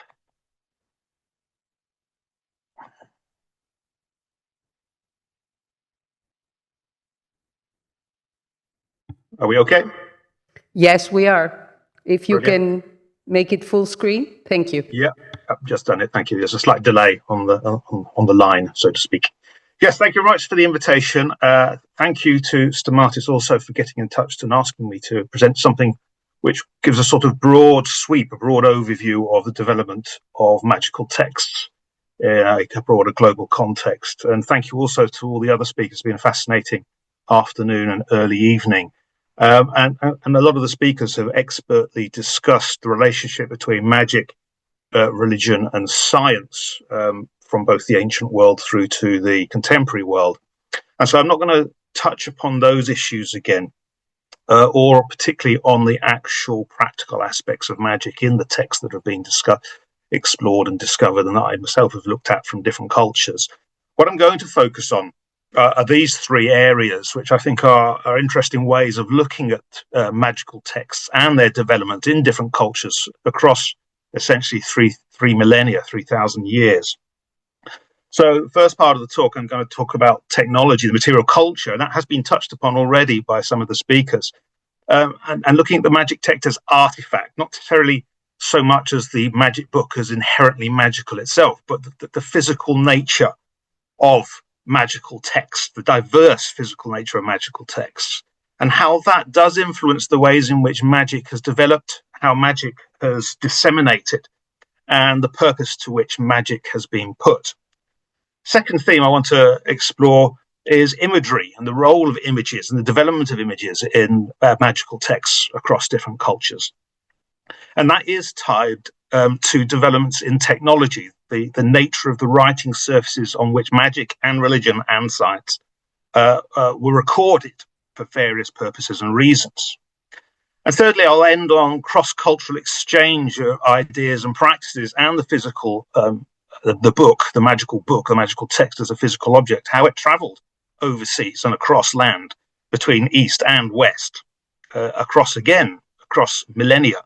And I think that's quite revealing and important to put European or Western texts in the broader context, because it's by isolating them out, we're losing some of the richness and some of the important ways in which cross-cultural ideas spread, both through the physical movement of magical texts and as objects, and obviously through oral means as well. So, while I'm talking about that, these are kind of an overview of the genres of texts which you've all heard about from the different speakers today. So we have texts that were protective of the person and carried. We have texts that were buried or secreted as part of a ritual, usually in buildings, under floors, under buildings. Texts left at religious or ritual sites are not meant to be recovered. They are left for the gods, the deities, the spirits. Texts that are archives of the precise formulation of spells, of prayers, of conjurations. And texts that were instructional manuals, the how-to of magic on this. So we'll see examples of this as we go forward through these three areas I want to discuss. So obviously, if we're exploring the origins of written text, then we go back to Mesopotamia, to Babylonia, and the rise of writing itself in cuneiform writing. And the first sort of medium on which cuneiform was written were clay tablets, which survive in their thousands because they're really durable, thank goodness.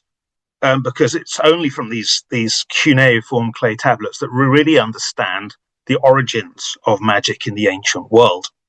And I've just got a couple of examples there. So there are hundreds, thousands that survive, mostly in fragments broken up, but together from different sites, we can piece together whole texts of magic and get a better sense of the ways in which magic and religion were intertwined in the ancient world of Mesopotamia and Babylonia.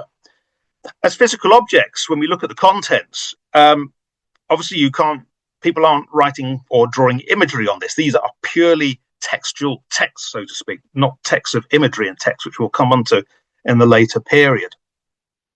They essentially, from what we can tell from the archaeology, are essentially libraries or archives of spells and instructions on how to create magical objects, for example. So they are how-to manuals and also archives of magical information. From the sites where they're found, they're clearly basically the libraries of either priests or of royalty. And sometimes we see them gathered together. We find dozens of them buried in boxes under the ground, presumably where the priest lived as their kind of secret store of written knowledge, which was obviously highly exclusive. Only a tiny fraction of the population had access to or knowledge of this magic, but clearly the first of the cuneiform tablets were drawing upon what were already oral forms of magical ritual and practice at this time. From a practical point of view, in terms of as a kind of a media, clay tablets are obviously heavy, and it's been calculated that a 50-page modern paperback would, if it was to be transcribed onto cuneiform clay tablets, would come to a weight of 50 kilos. So a 50-page bond paperback would be 50 kilos of clay tablets. So obviously these aren't really portable. This is why they sit in boxes or under the ground in stores and in libraries, and are not really moved around. They are not portable. And that's all part, I think, an important part of the story about how magical traditions spread from the nature of the materials on which they are written and the text.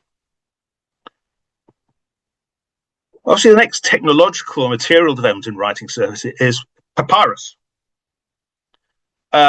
And we have evidence of papyrus going back at least for the first millennium before Common Era, or BC. Now, the papyrus is an important development in textual magic for a number of reasons. One, it is more portable. Although some of these texts are on scrolls which are up to 10, 15 meters, you would need a cart to carry them around. One scroll can contain far more information at a lighter weight. It's more portable than the cuneiform tablets. So there is a bit of mobility of text here going on, both magical and religious content that are written upon them. Papyrus also allows the use of inks for the first time, different coloured inks, and I'll come back to ink as an important part of the development of textual magic. But that's a key innovation, technological innovation, the rise of inks on the surface on which inks can be used. Obviously, with papyrus, ink does bleed through to the other side, so we are looking at the ways in which papyrus was a one-sided form of record still, rather like the cuneiform tablets as well. And considering what a revolution papyrus was as a writing service, it's surprising that we have no evidence that papyrus, the plant, was itself considered magical. There's practically nothing in any of the records in which papyrus as a plant is inherently magical. It was considered an important part of medicine. It was used in herbal medicine, but its magical importance was purely as a recording device, as a surface. Now, the restrictions on papyrus are the fact that the plant itself is specific to a region. So this is interesting because in a sense it's revolutionary, but at the same time it's very difficult to spread. Because the papyrus plant itself is largely restricted to the Nile Delta, and secondly, it does not survive well in the more temperate climates of, say, Europe. So it requires a dry climate for the text, the material itself, to survive over the longer period. Now, across to the eastern part of the hemisphere, and similar technological developments were happening on writing surfaces in China, which again had significant consequences on the development of textual magic there. And the first evidence we have of Chinese writing is on what we call oracle bones, and it's just a very few Chinese characters which are essentially the outcome of a divinatory ritual based on the fire cracking of the scapulars normally, or the plastrons of turtles. But sometime in the first millennium BCE or BC, we get the rise of bamboo strip texts. And this is, in a sense, the equivalent of papyrus in the Mediterranean world, in that it allows a lot more text to be written. And also, as you'll know, Chinese text is written up and down rather than horizontally. And part of the ways in which that tradition of writing was cemented in Chinese culture was because of the technology, because of the bamboo strips. It was a lot more easy to write vertically on one strip and follow it across from right to left than it was to try and construct a text that went horizontally across the page, so to speak. What it meant was that in terms of the Eastern tradition of magic and divinatory texts, it kind of precluded the use of imagery as part of the text. And this is a very rare example from 300 BCE, what's known as the sheaf of bamboo strips, where the scribe has attempted to draw an image across what is basically about a dozen different strips. And as you can see, it's a monkey-like figure, and the text itself is a complex numerical divination system. But again, it shows you how these developments were occurring at different times in different places, and having different effects on textual tradition. At the same time, as bamboo is becoming the dominant form of writing material, silk is also being used, but silk is obviously incredibly expensive as a writing surface. So it's hardly democratic in the ways in which text can diffuse down social levels, etc. Bamboo is a hell of a lot cheaper at the time. So let me come on to inks, because obviously that applies to both bamboo silk traditions as it does to papyrus and later to paper and to vellum and parchment. And inks open up new vistas of textual tradition. And it's from the parchments, the Egyptian or Greco-Egyptian parchment records, that we see the ways in which coloured inks become part of magical ritual, integral part of some traditions here. So, for example, in the some of the Greco-Egyptian magical texts, red ink is used to denote the beginning of a spell. So when you see red ink sometimes, that is an indicator of where, say, for example, a text, as in the book of the so-called Book of the Dead, switches from being a religious prayer, etc., to being essentially a magic spell for the dead and his journey into the afterlife and all the dangers that he or she will encounter. Another early ink, which is a red ink, was created from what's called vermilion, which was essentially mercury sulfide. And I think this is probably, it's a red color and is probably meant to imitate blood and the magical potency of blood, but we just don't know. And of course, blood itself was increasingly being used as an ink. But the key distinction here is we have very little evidence across late antiquity and beyond of human blood ever being used in textual magic at this period. We start seeing elements of that in the early modern period, and particularly the use of menstrual blood, but it's very rare in this early period. What we have when we look at the Greco-Roman and Greco-Egyptian papyri is that it's animal blood. Animal blood is the one you use, and the blood of different animals have different properties and purposes, which in a sense combine with the textual aspects of the magic. The two are entwined now, so it's both not just the writing, it's not the writing surface, it's the writing material, and it's the text that are now, in a sense, entwined as an element of magical tradition. Moving on to other surfaces from antiquity then, it's always good, I think, to broaden out from the idea of a book or a page or a scroll, because magical texts are all sorts of different writing surfaces. And here's, for example, well-known examples from ancient Greece and late antiquity of the ways in which magical formulae were inscribed on magical stones and gems.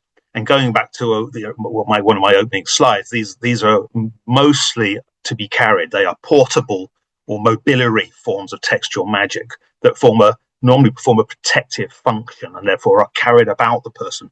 And thereby, particularly with the expansion of the Roman Empire, we get these expressions of magical text being carried thousands of miles, where we find objects such as these on the borders of Scotland, for example. So this is a classic example of the ways in which the writing surface, the writing object, forms part of the ways in which magical traditions find themselves spreading, or at least traveling, to far-flung other parts and areas.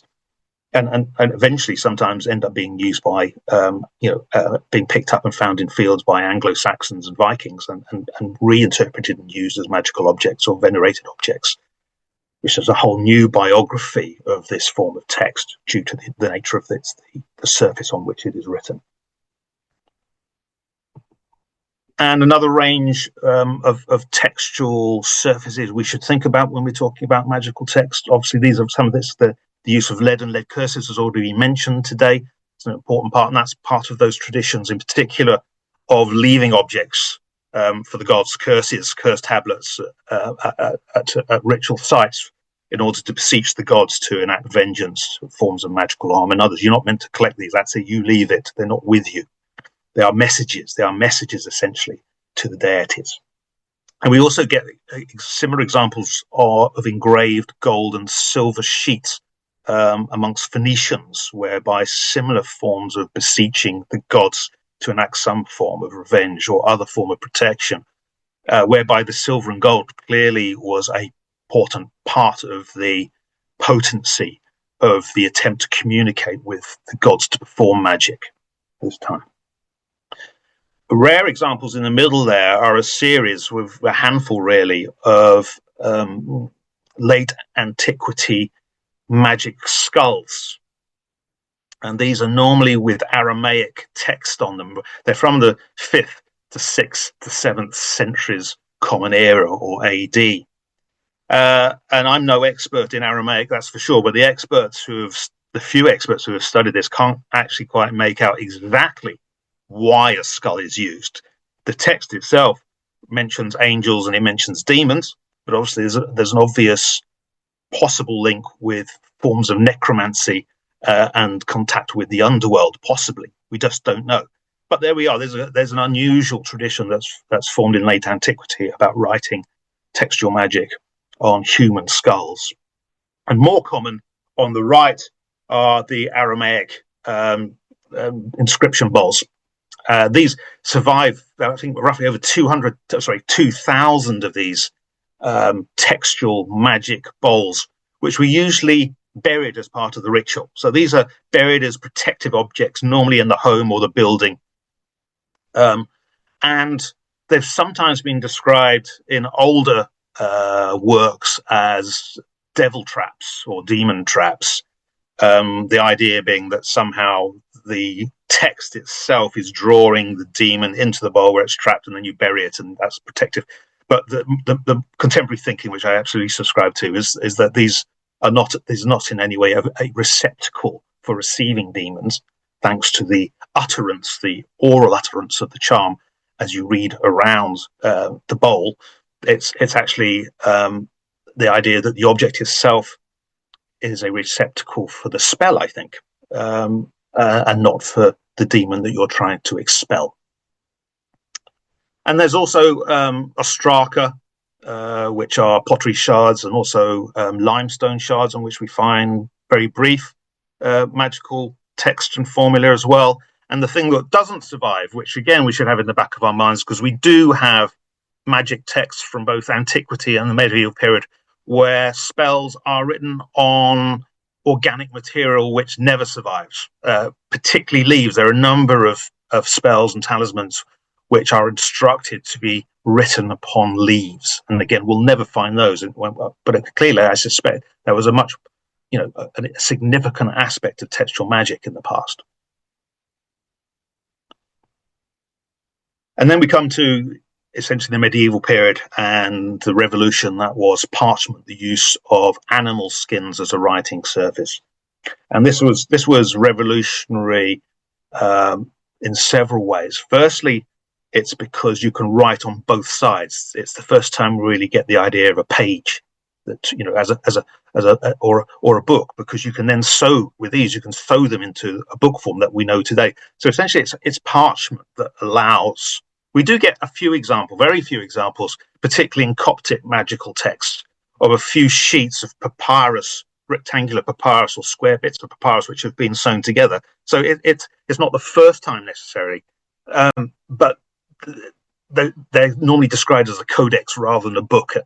And essentially it's parchment which allows dozens and dozens, hundreds of pages to be sewn together with a binding, with a sort of hard binding. And this is where we get the idea of the magic book by definition. And books, obviously, if it's 100 pages, these are still quite heavy items. But in general, a book is smaller than a parchment scroll. It is more portable. It is more mobile. One of the reasons for the spread of the Bible across Western Europe is because of parchment and its ability to be sewn together in a book, so you can get a whole religious text, which can be, in a sense, transported in a side saddle of a horse or whatever. And obviously, later, paper would make that even more portable and lighter as well, as a means of spreading religious ideas and magical ideas at this time. Problem, in a sense, with parchment, because it survives much longer. It doesn't mind wet, damp North European climates at all, unlike papyrus. But it is expensive. It is more expensive than papyrus. You can get animal skins anywhere, so in that sense, it's another form of it can diffuse ideas and magic and religious and science. in much greater lengths because everywhere has animal skins, unlike papyrus. So that in itself is important and fundamental to the spread of traditions. But it is expensive. Preparing parchment is only for the elite. It's an expensive process. The skins themselves can be expensive, but it does develop new forms of magical writing surface. So the idea of skins of unborn animals was considered to have inherently magical properties. So if you were constructing a magic book in the 12th, 13th centuries, then distinctions will be made between just parchment and unborn parchment. One was much more expensive and difficult to attain, but at the same time, it was also considered to be inherently magical. And obviously the best service if you were trying to attempt to write, conjurations, recording conjurations for the angels, then unborn parchment, is considered to be more pure. It's a more pure form of surface, which might lead to a more pure form of communication with heavenly spirits. The other thing about parchment is it takes color very well, even better than papyrus. And so this, the new revolution here is in the ways in which very sophisticated forms of illustrated manuscript can help and support and, in a sense, become more integral to the enaction of magic and the recording of magic as well. And, some of the most famous examples we have of the magical tradition from the medieval period rely upon imagery, in a sense, for the ways in which they not only explain what the magic is, what the magic is for, or what the purpose of the magic is, but also become inherently part of the magical ritual. And then we move on to the paper revolution. And again, we move back east because paper is invented in China. And it becomes the key sort of surface for writing on by the 9th and 10th centuries. And it's thanks to the amazing 20th century discoveries in Dunhuang in China, the Mogao caves, where hundreds of Buddhist texts were found, which are just an extraordinary insight into the interplay between Buddhism, Taoism, and magical traditions across Central and Eastern Asia. And we'll come a bit back to at the end of the talk. This is just one example, which is a 10th century Tibetan book of spells with manuscript on paper and ink. It's actually, the scientists have analyzed this obviously through microscopic analysis and found that it's actually based on recycled papers. This is early recycling of already used written texts at this time. And obviously paper spreads later then, probably again, when we're looking at the diffusion of tradition and text and technology, it's clear that the tradition and technology of creating paper spreads from China through Central Asia, through Persia, and into the Arab world. And it's in the Arab world of North Africa that we get the first sort of revolution, the first paper revolution, several centuries before paper becomes a thing in Europe itself. And I've just got an example from the right there, which is actually Hebraic paper, not parchment, a booklet of magical recipes. I won't read out the details of it. You can see those on the screen.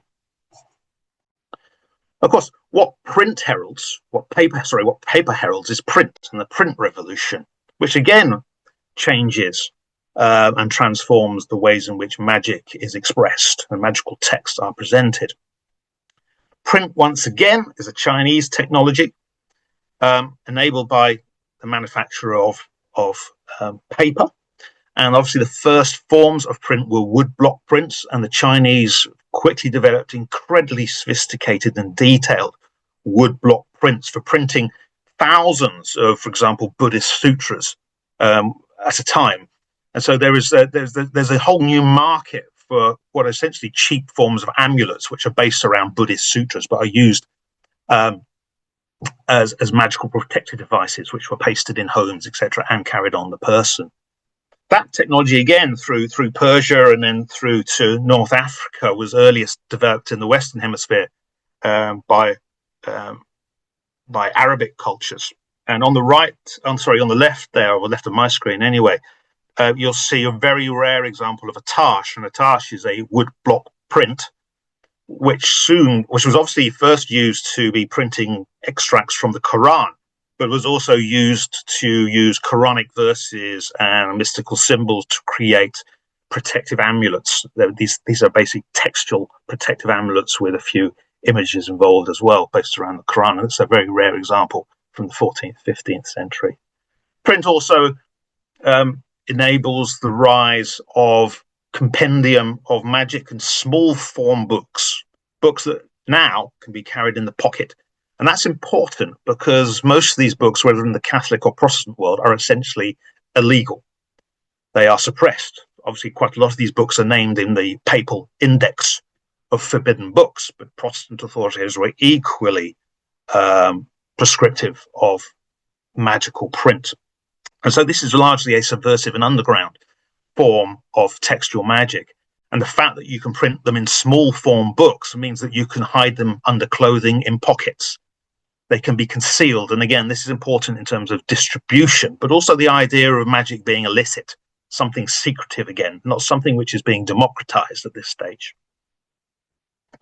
And another example there on the right is the ways in which print really helps spread the idea of secrets of secrets. And we've seen some examples of this. This is natural magic, forms of natural magic. The secrets of the natural world, which are also considered in a sense to be magical, but aren't in fact to do with the spirits, the conjurations, the demons, etc. And these form one of the earliest forms of popular magic at this time, the secret secretorum or secret of secrets. So print helps, in a sense, amplify certain medieval traditions more than others.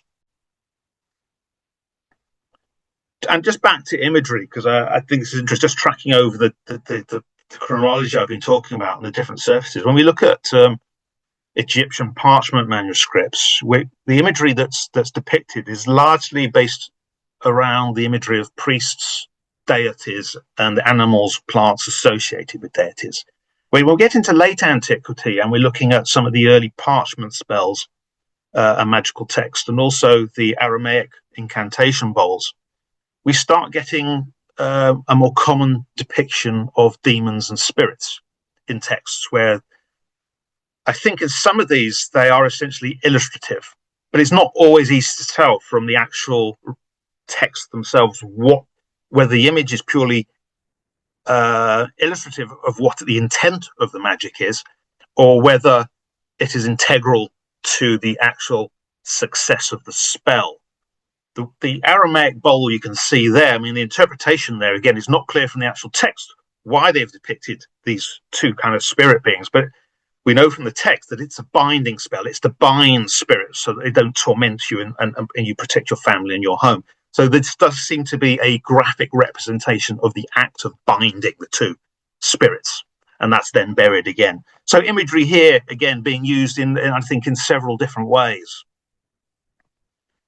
Obviously, imagery is also used is important to manuals, the idea of how-to manuals of astrology, and there I've just got, again, briefly some examples. One is of horoscopes, which become increasingly popular. Natal horoscopes become increasingly popular, so the 14th and 15th century onwards in Europe.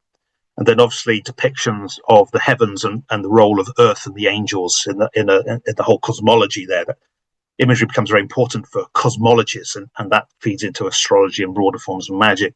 And then just another example is the popularity of the zodiac man, the astrological zodiac man, which is fascinating, seeing how that becomes I think it becomes in a sense an artistic tradition in its own right in different cultures. And that's one I've given you here as a really good example of a Persian zodiac man, which the illustrator is clearly having, I think, fun in depicting. Images can also be clearly integral to the textual magical tradition. An example there on my left, at least, is the Ars Notoria, where you get these complex abstract diagrams. Now, these aren't, in a sense, depicting a magical formula in any sort of way. What these are in a sense, contemplative, meditative images that the magician focuses on as he's saying his liturgies or chanting his prayers over hours, over days. They're a form of meditative practice for the magician. Then other examples I've got there from Solomonic texts. the magic image, the pentacles, the circles are integral. In other words, you can't perform the textual magic without somehow involving the images themselves that are on the page of the manual, the magical manual that the magician is using. Sometimes the image is supportive to the text, and sometimes it's basically has to be copied and turned onto another physical surface, like a parchment circle, which is then laid on the ground, and the text explains how you then perform the magic and say the conjuration or adjuration that accompanies the image in the text as well. So quite complex forms of the ways in which image and text are integrated going on here in the medieval period, which feeds through into early modern and beyond in terms of ritual magic. Obviously, chiromantic manuals, chiromantic or physiognomical manuals, important part. Images are important to these, and the spread of these forms of traditions from the medieval period onwards, which is the case with chiromancy, which is largely, a medieval onwards practice. And you can see the wide range. I've got an example there from 12th to 13th century England, one from North African Guide from 1775, and a 17th century Chinese, all very similar, not necessarily in the interpretations that are representative of how you read the palm, but the ways in which the palm and its various lines can be interpreted according to different traditions. And finally, onto contents and cultural exchange and the ways which magic traditions develop and are communicated and spread from one culture to another across time and across space. We obviously have early examples of this that are well known. Zodiac signs are one example, and the horoscope. Horoscope develops in ancient, sort of late Babylonia. This is the natal horoscope. The natal horoscope is based on answering a question based on your birth date. This becomes well defined as we know it today in the Hellenic world. We have dozens and dozens of examples, and we have manuals of explaining how you conduct a natal horoscope. That then spreads through the Arabic world, through to India, and then on to China and Japan. So we can trace the diffusion of the natal horoscope from west to east. But interestingly, what we call the horary nativity or horary horoscope, which is based on the time that a question is asked of the astrologer, that is a tradition that seems to spread from India, where it originates, through the Arabic world to the west. So, natal horoscope one way, horary horoscope the other way. Fascinating. We tend to think of the traditions being one that's only going from west to east. In the middle there is another extraordinary and rare book, which is found in the Dunhuang caves, again, the Mogao caves of Dunhuang, and it's known as the Bitig. And what's exceptional about this and why it's important about these trade influence, particularly on the Silk Road, the transport corridors that we call the Silk Road from west to east and east to west, is that this is basically a simple 9th century book of omens, which was probably used by herders to predict the weather and the abundance of animals and things like that. But the fact that it's in Turkic language, Old Turkic, which is extremely rare, shows the ways in which across thousands of miles, these forms of written manuals were being carried back and forth between us, particularly between Persia and the Far East. And again, it's fascinating the ways in which we can sometimes trace. This is actually a dice manual, and we can see how other forms of dice divination were moving in this sort of Persia as this nexus between East and West, and these traditions clearly being carried along the Silk Road at this time. And the other example is the classic example of the ways in which the magical knowledge of the ancient world was preserved, as has been well documented in the medieval Arabic world before it then gets passed on to Western Europe. It's a classic form of diffusion here, where essentially the classical late antiquity magic is lost to Western Europe. It's only through Arabic and Jewish magicians, scientists, and religious scholars that it feeds through Spain, North Africa through Spain and into southern France, and then on to other parts of Western Europe. Popular print democratization. So popular print, what I mean by here is really cheap forms of books which can be sold for a few sous in France or a few pence in Britain or whatever. But this is the idea. This diffuses beyond people who are actually practicing or learned in magic at all. You can go and buy these. It doesn't mean you can use them, but they become for some a magical object in their own right. as they get disseminated. So this is the ways in which print, although sometimes, a rather dull form of magical surface, which can often only be printed obviously in black and white because hand colouring is very expensive. But here in these small forms, cheap, we find them in people's homes.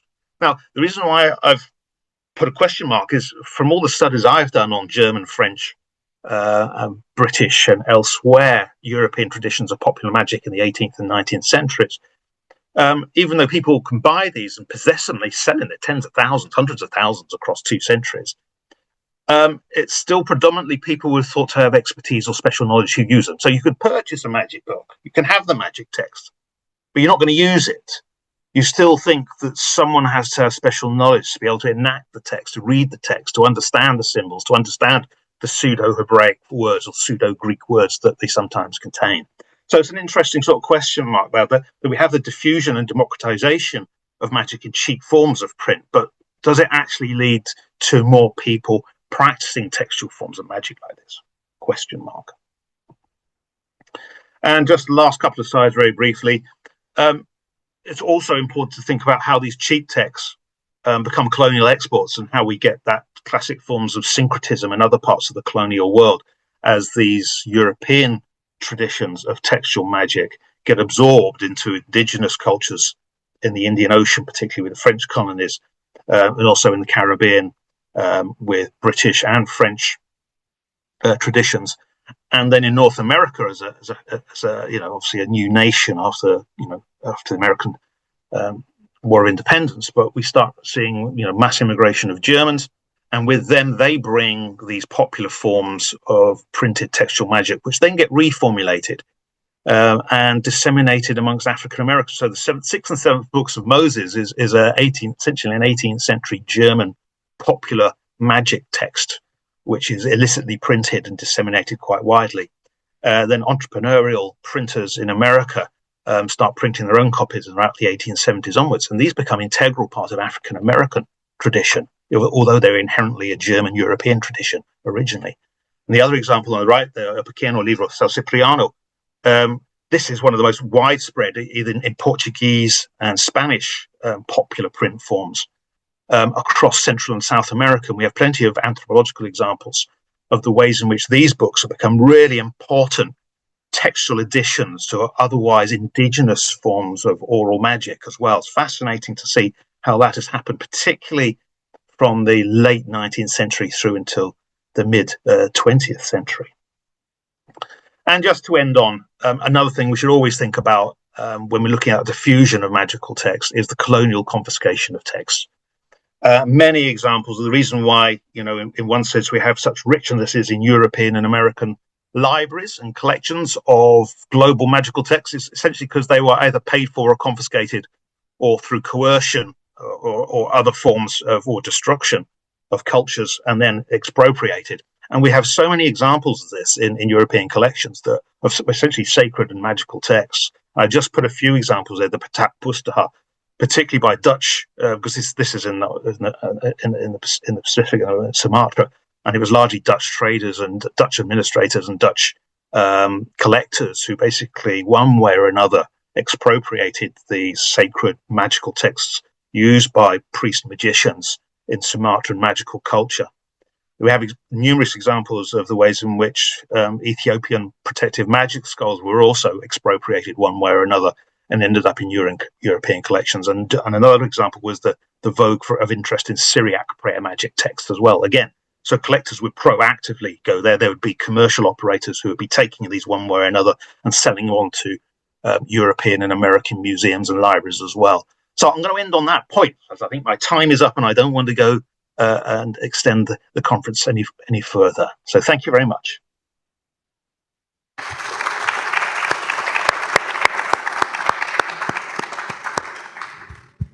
Thank you very much for this wonderful panorama of magic in a truly global context. I'm particularly thankful because we are in an auditorium that is an extension of a library. So you focus so much on writing and books, which is really wonderful to be reminded of the fact that our knowledge is also very much it depends on the survival of things. Yeah, but I was also struck, I'm an art historian by training and formation, so I was also struck by the fact that of the importance of words and text. I mean, images are there, they're very evocative, but on the other hand, it seems to me that to assign magical properties to something, you seem to need to have words, so it's, and we've spoken about sound, enunciation, evocation, evocative kinds of things,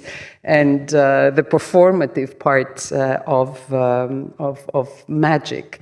So I think because we haven't had time for discussion, if there are any discussions that are geared to our last speaker, please tell us that you need to ask something. Otherwise, I will invite the speakers up here, or they can stay where they are, and maybe you can have a brief discussion of about 10 minutes about what we heard today. Okay? Are there any questions for Professor Davis? Yes, you do have a question, but you need to come here and so that he can hear you.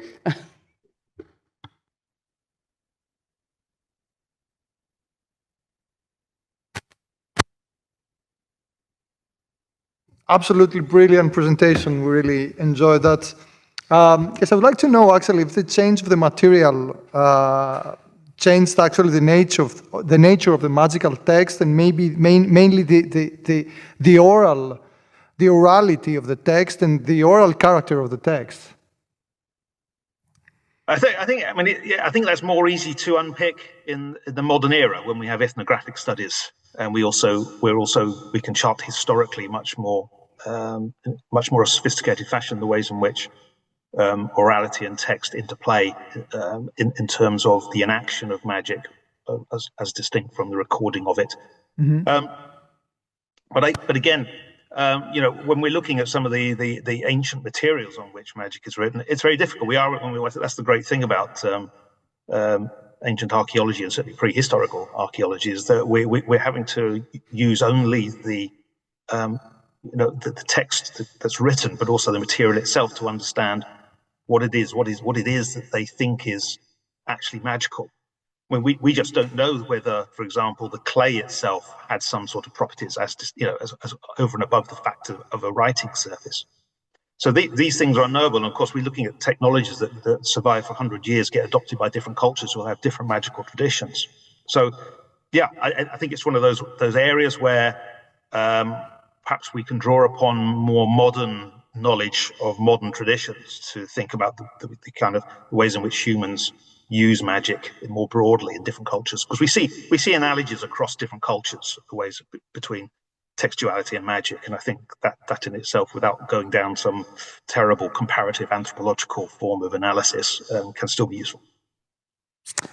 And I think it's a question that is rather connected to this one. And do you think that with that print standardized magical traditions, or did it encourage even greater diversification and experimentation, and et cetera, et cetera? Both. I think it works both ways. And again, at different periods and at different times. And you can see that particularly if you look at, standardized text. I think you can see that with the internet today, the ways in which so much of the magical textual traditions of the world are now available to anyone at the click of a button. And people today are using it in all sorts of different ways, all different purposes. They're constructing their own ritual, traditions of magic, their own practices, by drawing upon different traditions, because the knowledge has been completely democratized.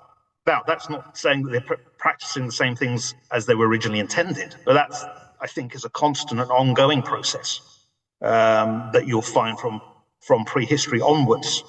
So I think today we're part of this just continuum of evolving and developing traditions which work both ways. Great, thank you. Thank you. So can you come up here, Stamati, and you, and Stavros, I think? Is there anybody else that I'm missing? And this is the amazing book on grimoires and history of magic books of Owen Davies. If somebody wants to see it afterwards, can come here and see it. Amazing book.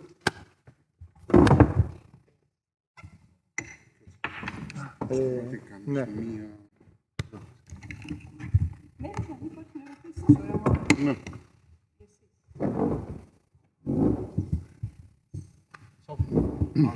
There is a question. Χριστό, δεν θα τη σειρά μπροστά.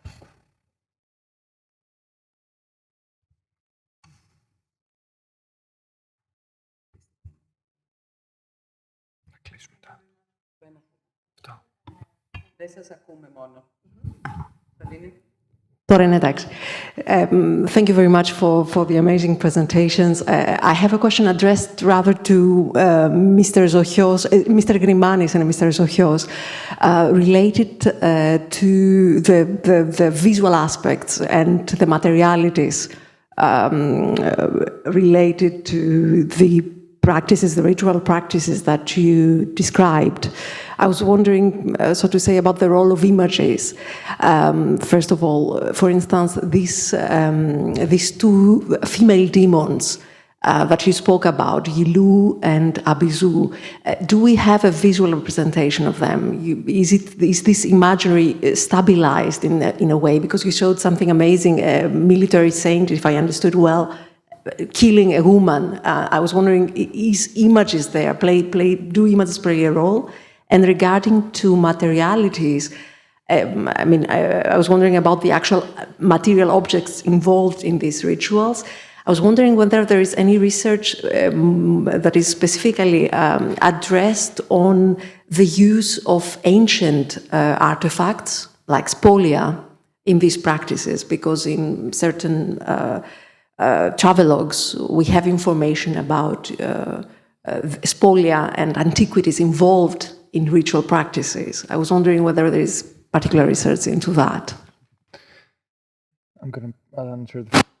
Yes. So as far as Yellow and all these demonic ladies are concerned, I really tried also to find some manuscripts of Yellow, these papers of Yellow as we call them, with images, but I didn't.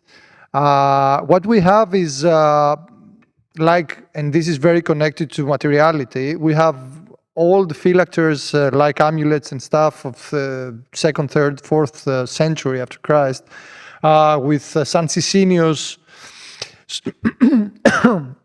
So how can I explain who is San Sicinius connected to Yellow? This is going to be very difficult because actually the papers of Yellow, normally it's a historiola, as we call them, text. Historiola is a kind of incantation that describes a whole story. And this is the very specific papers of Yellow describe San Sicinius and his brothers, Sinis, and saints that they do not exist in reality, but they exist only in the circle of these Yellow's papers, visiting their sister Melitini, who just gave birth to a 7th child. The 6 previous children were killed by Yilu. So San Sicinius asks her to open the door and get into the tower because she lives in a tower. Melitini doesn't want to open the door because like that she's exposed to the demon Yellow. But finally San Sicinius convinces her, and then Melitini opens the door and the demon Yellow enters like a horsefly with their horse, because they are something like knights, like saints but knights at the same time. So Yellow kills the 7th child, and then she leaves. And then San Sicinius, Melitini starts crying and says, because of you, my 7th child was killed, etc., etc. So Yellow says, okay, I'm going to find, San Sicinius and his brother says, that I'm going to find Yellow and kill her and bring back the child. So, and then we see the whole story, of San Sicinius and his brothers chasing Yellow. Finally, they find Yellow close to the sea. That is very important element because normally they are demons connected to the sea. They come from the sea, like aura. And they beat her. They try to torment her, and finally they ask for the child, and they want to bound her by asking the 12 and a half, their 12 and a half names. We saw some names. I think Cleopatra Angeliki showed some names. These are Amorphou, Avizu. There are some of these names. One is Pelagia, because it comes from the sea. Another one is Mora, because at the same time she's like Yellow is a demon of the sleep paralysis. So she gives all 12 names, 12 and a half names that we need to write on the manuscript of the amulet. And so if you recite these names, then the demon is bound. So you are protected. So this is the whole historiology. It's a very long one, but we can fold the text and just have it like a talisman, etc., etc. So this story is very, I don't know, I won't say Indo-European, but we can find the same story, almost the same story in Judaic traditions, like with Lilith. It's just the name that changes. In Romania, that is called Avestita. In Russia, even in ancient traditions with different names of demons. And in some talismans, but not paper, but stone, we can see San Sicinius, that sometimes is called Solomon in some traditions, killing the demon that in this case is yellow, but it's not, I think in this early 3rd, 4th century, this is not called yellow, it has a different name. But it's exactly the same idea, it's exactly the same thing. So in paper, I haven't seen any representation of yellow, but we have some, I don't know, stone amulets with the demon, with the head of the demon, or with a saint on a horse. How you would say that iconography exists, iconographic tradition exists. At the same time, in a very, very important book, the most important, maybe the only important book of exorcisms and magical recipes and astrological recipes and texts and stuff that exist in modern Greece, that is Anecdota Atheniensia of Armand Delat, a very, very important book in 2 volumes. I propose it to everybody who is interested in this subject. And there you will find all these texts that we talked about. I mean, even Testament of Solomon, many magical recipes and stuff. There you can find names, you can find images of some demons. One of them, for example, is Kalli των Ωραίων, that means the good lady of the mountains, and how you can invite her to come. So the magical recipes, normally it's not at all like the apotropaic text. They do exactly the opposite. I mean, they invite the demon. They give, so it's like a recipe is what to do in order to bring the demon and help you with some things. So in this case, the magical recipe is addressed, the text is addressed to the Kalli των Ωραίων, and how you can set a table, because you need to set a table with food and stuff in order to bring this lady that looks like a very pretty lady, but just has a tail of a serpent, of a snake. So we can see the image. And in this case, she's described like that. So she's quite interesting. And there, yes, we can have an iconographic tradition. Yes, that's what I had to say.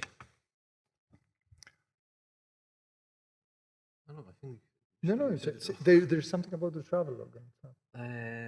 Yes, as you said, I haven't found in the specific manuscript I have seen references to ancient spolia. But in travelogues, yes, there are references that, especially, they use them as spaces, most of all, to act, to make some of these actions, some specific actions. But in manuscripts, I haven't seen any. I haven't read all the kind of these texts that Stamatis have read, but in the specific manuscripts I have read, I have not seen reference to ancient spolia. Otherwise, ancient names, ancient the goddesses, and they are all over the place, but not spolia.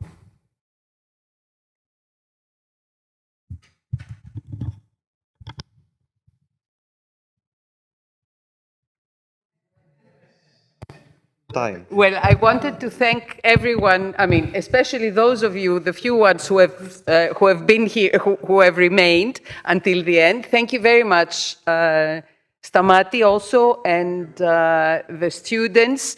I wanted to say that I was very impressed by the students. It was unfair on our part to make them rush, but it's wonderful to be able to really have young researchers delve into material that is not published, to really understand, even from a digitized version, what this thing is. And so thank you very much, all of you. Thanks to all the experts. Yes. A lot of thanks to all. Thank you.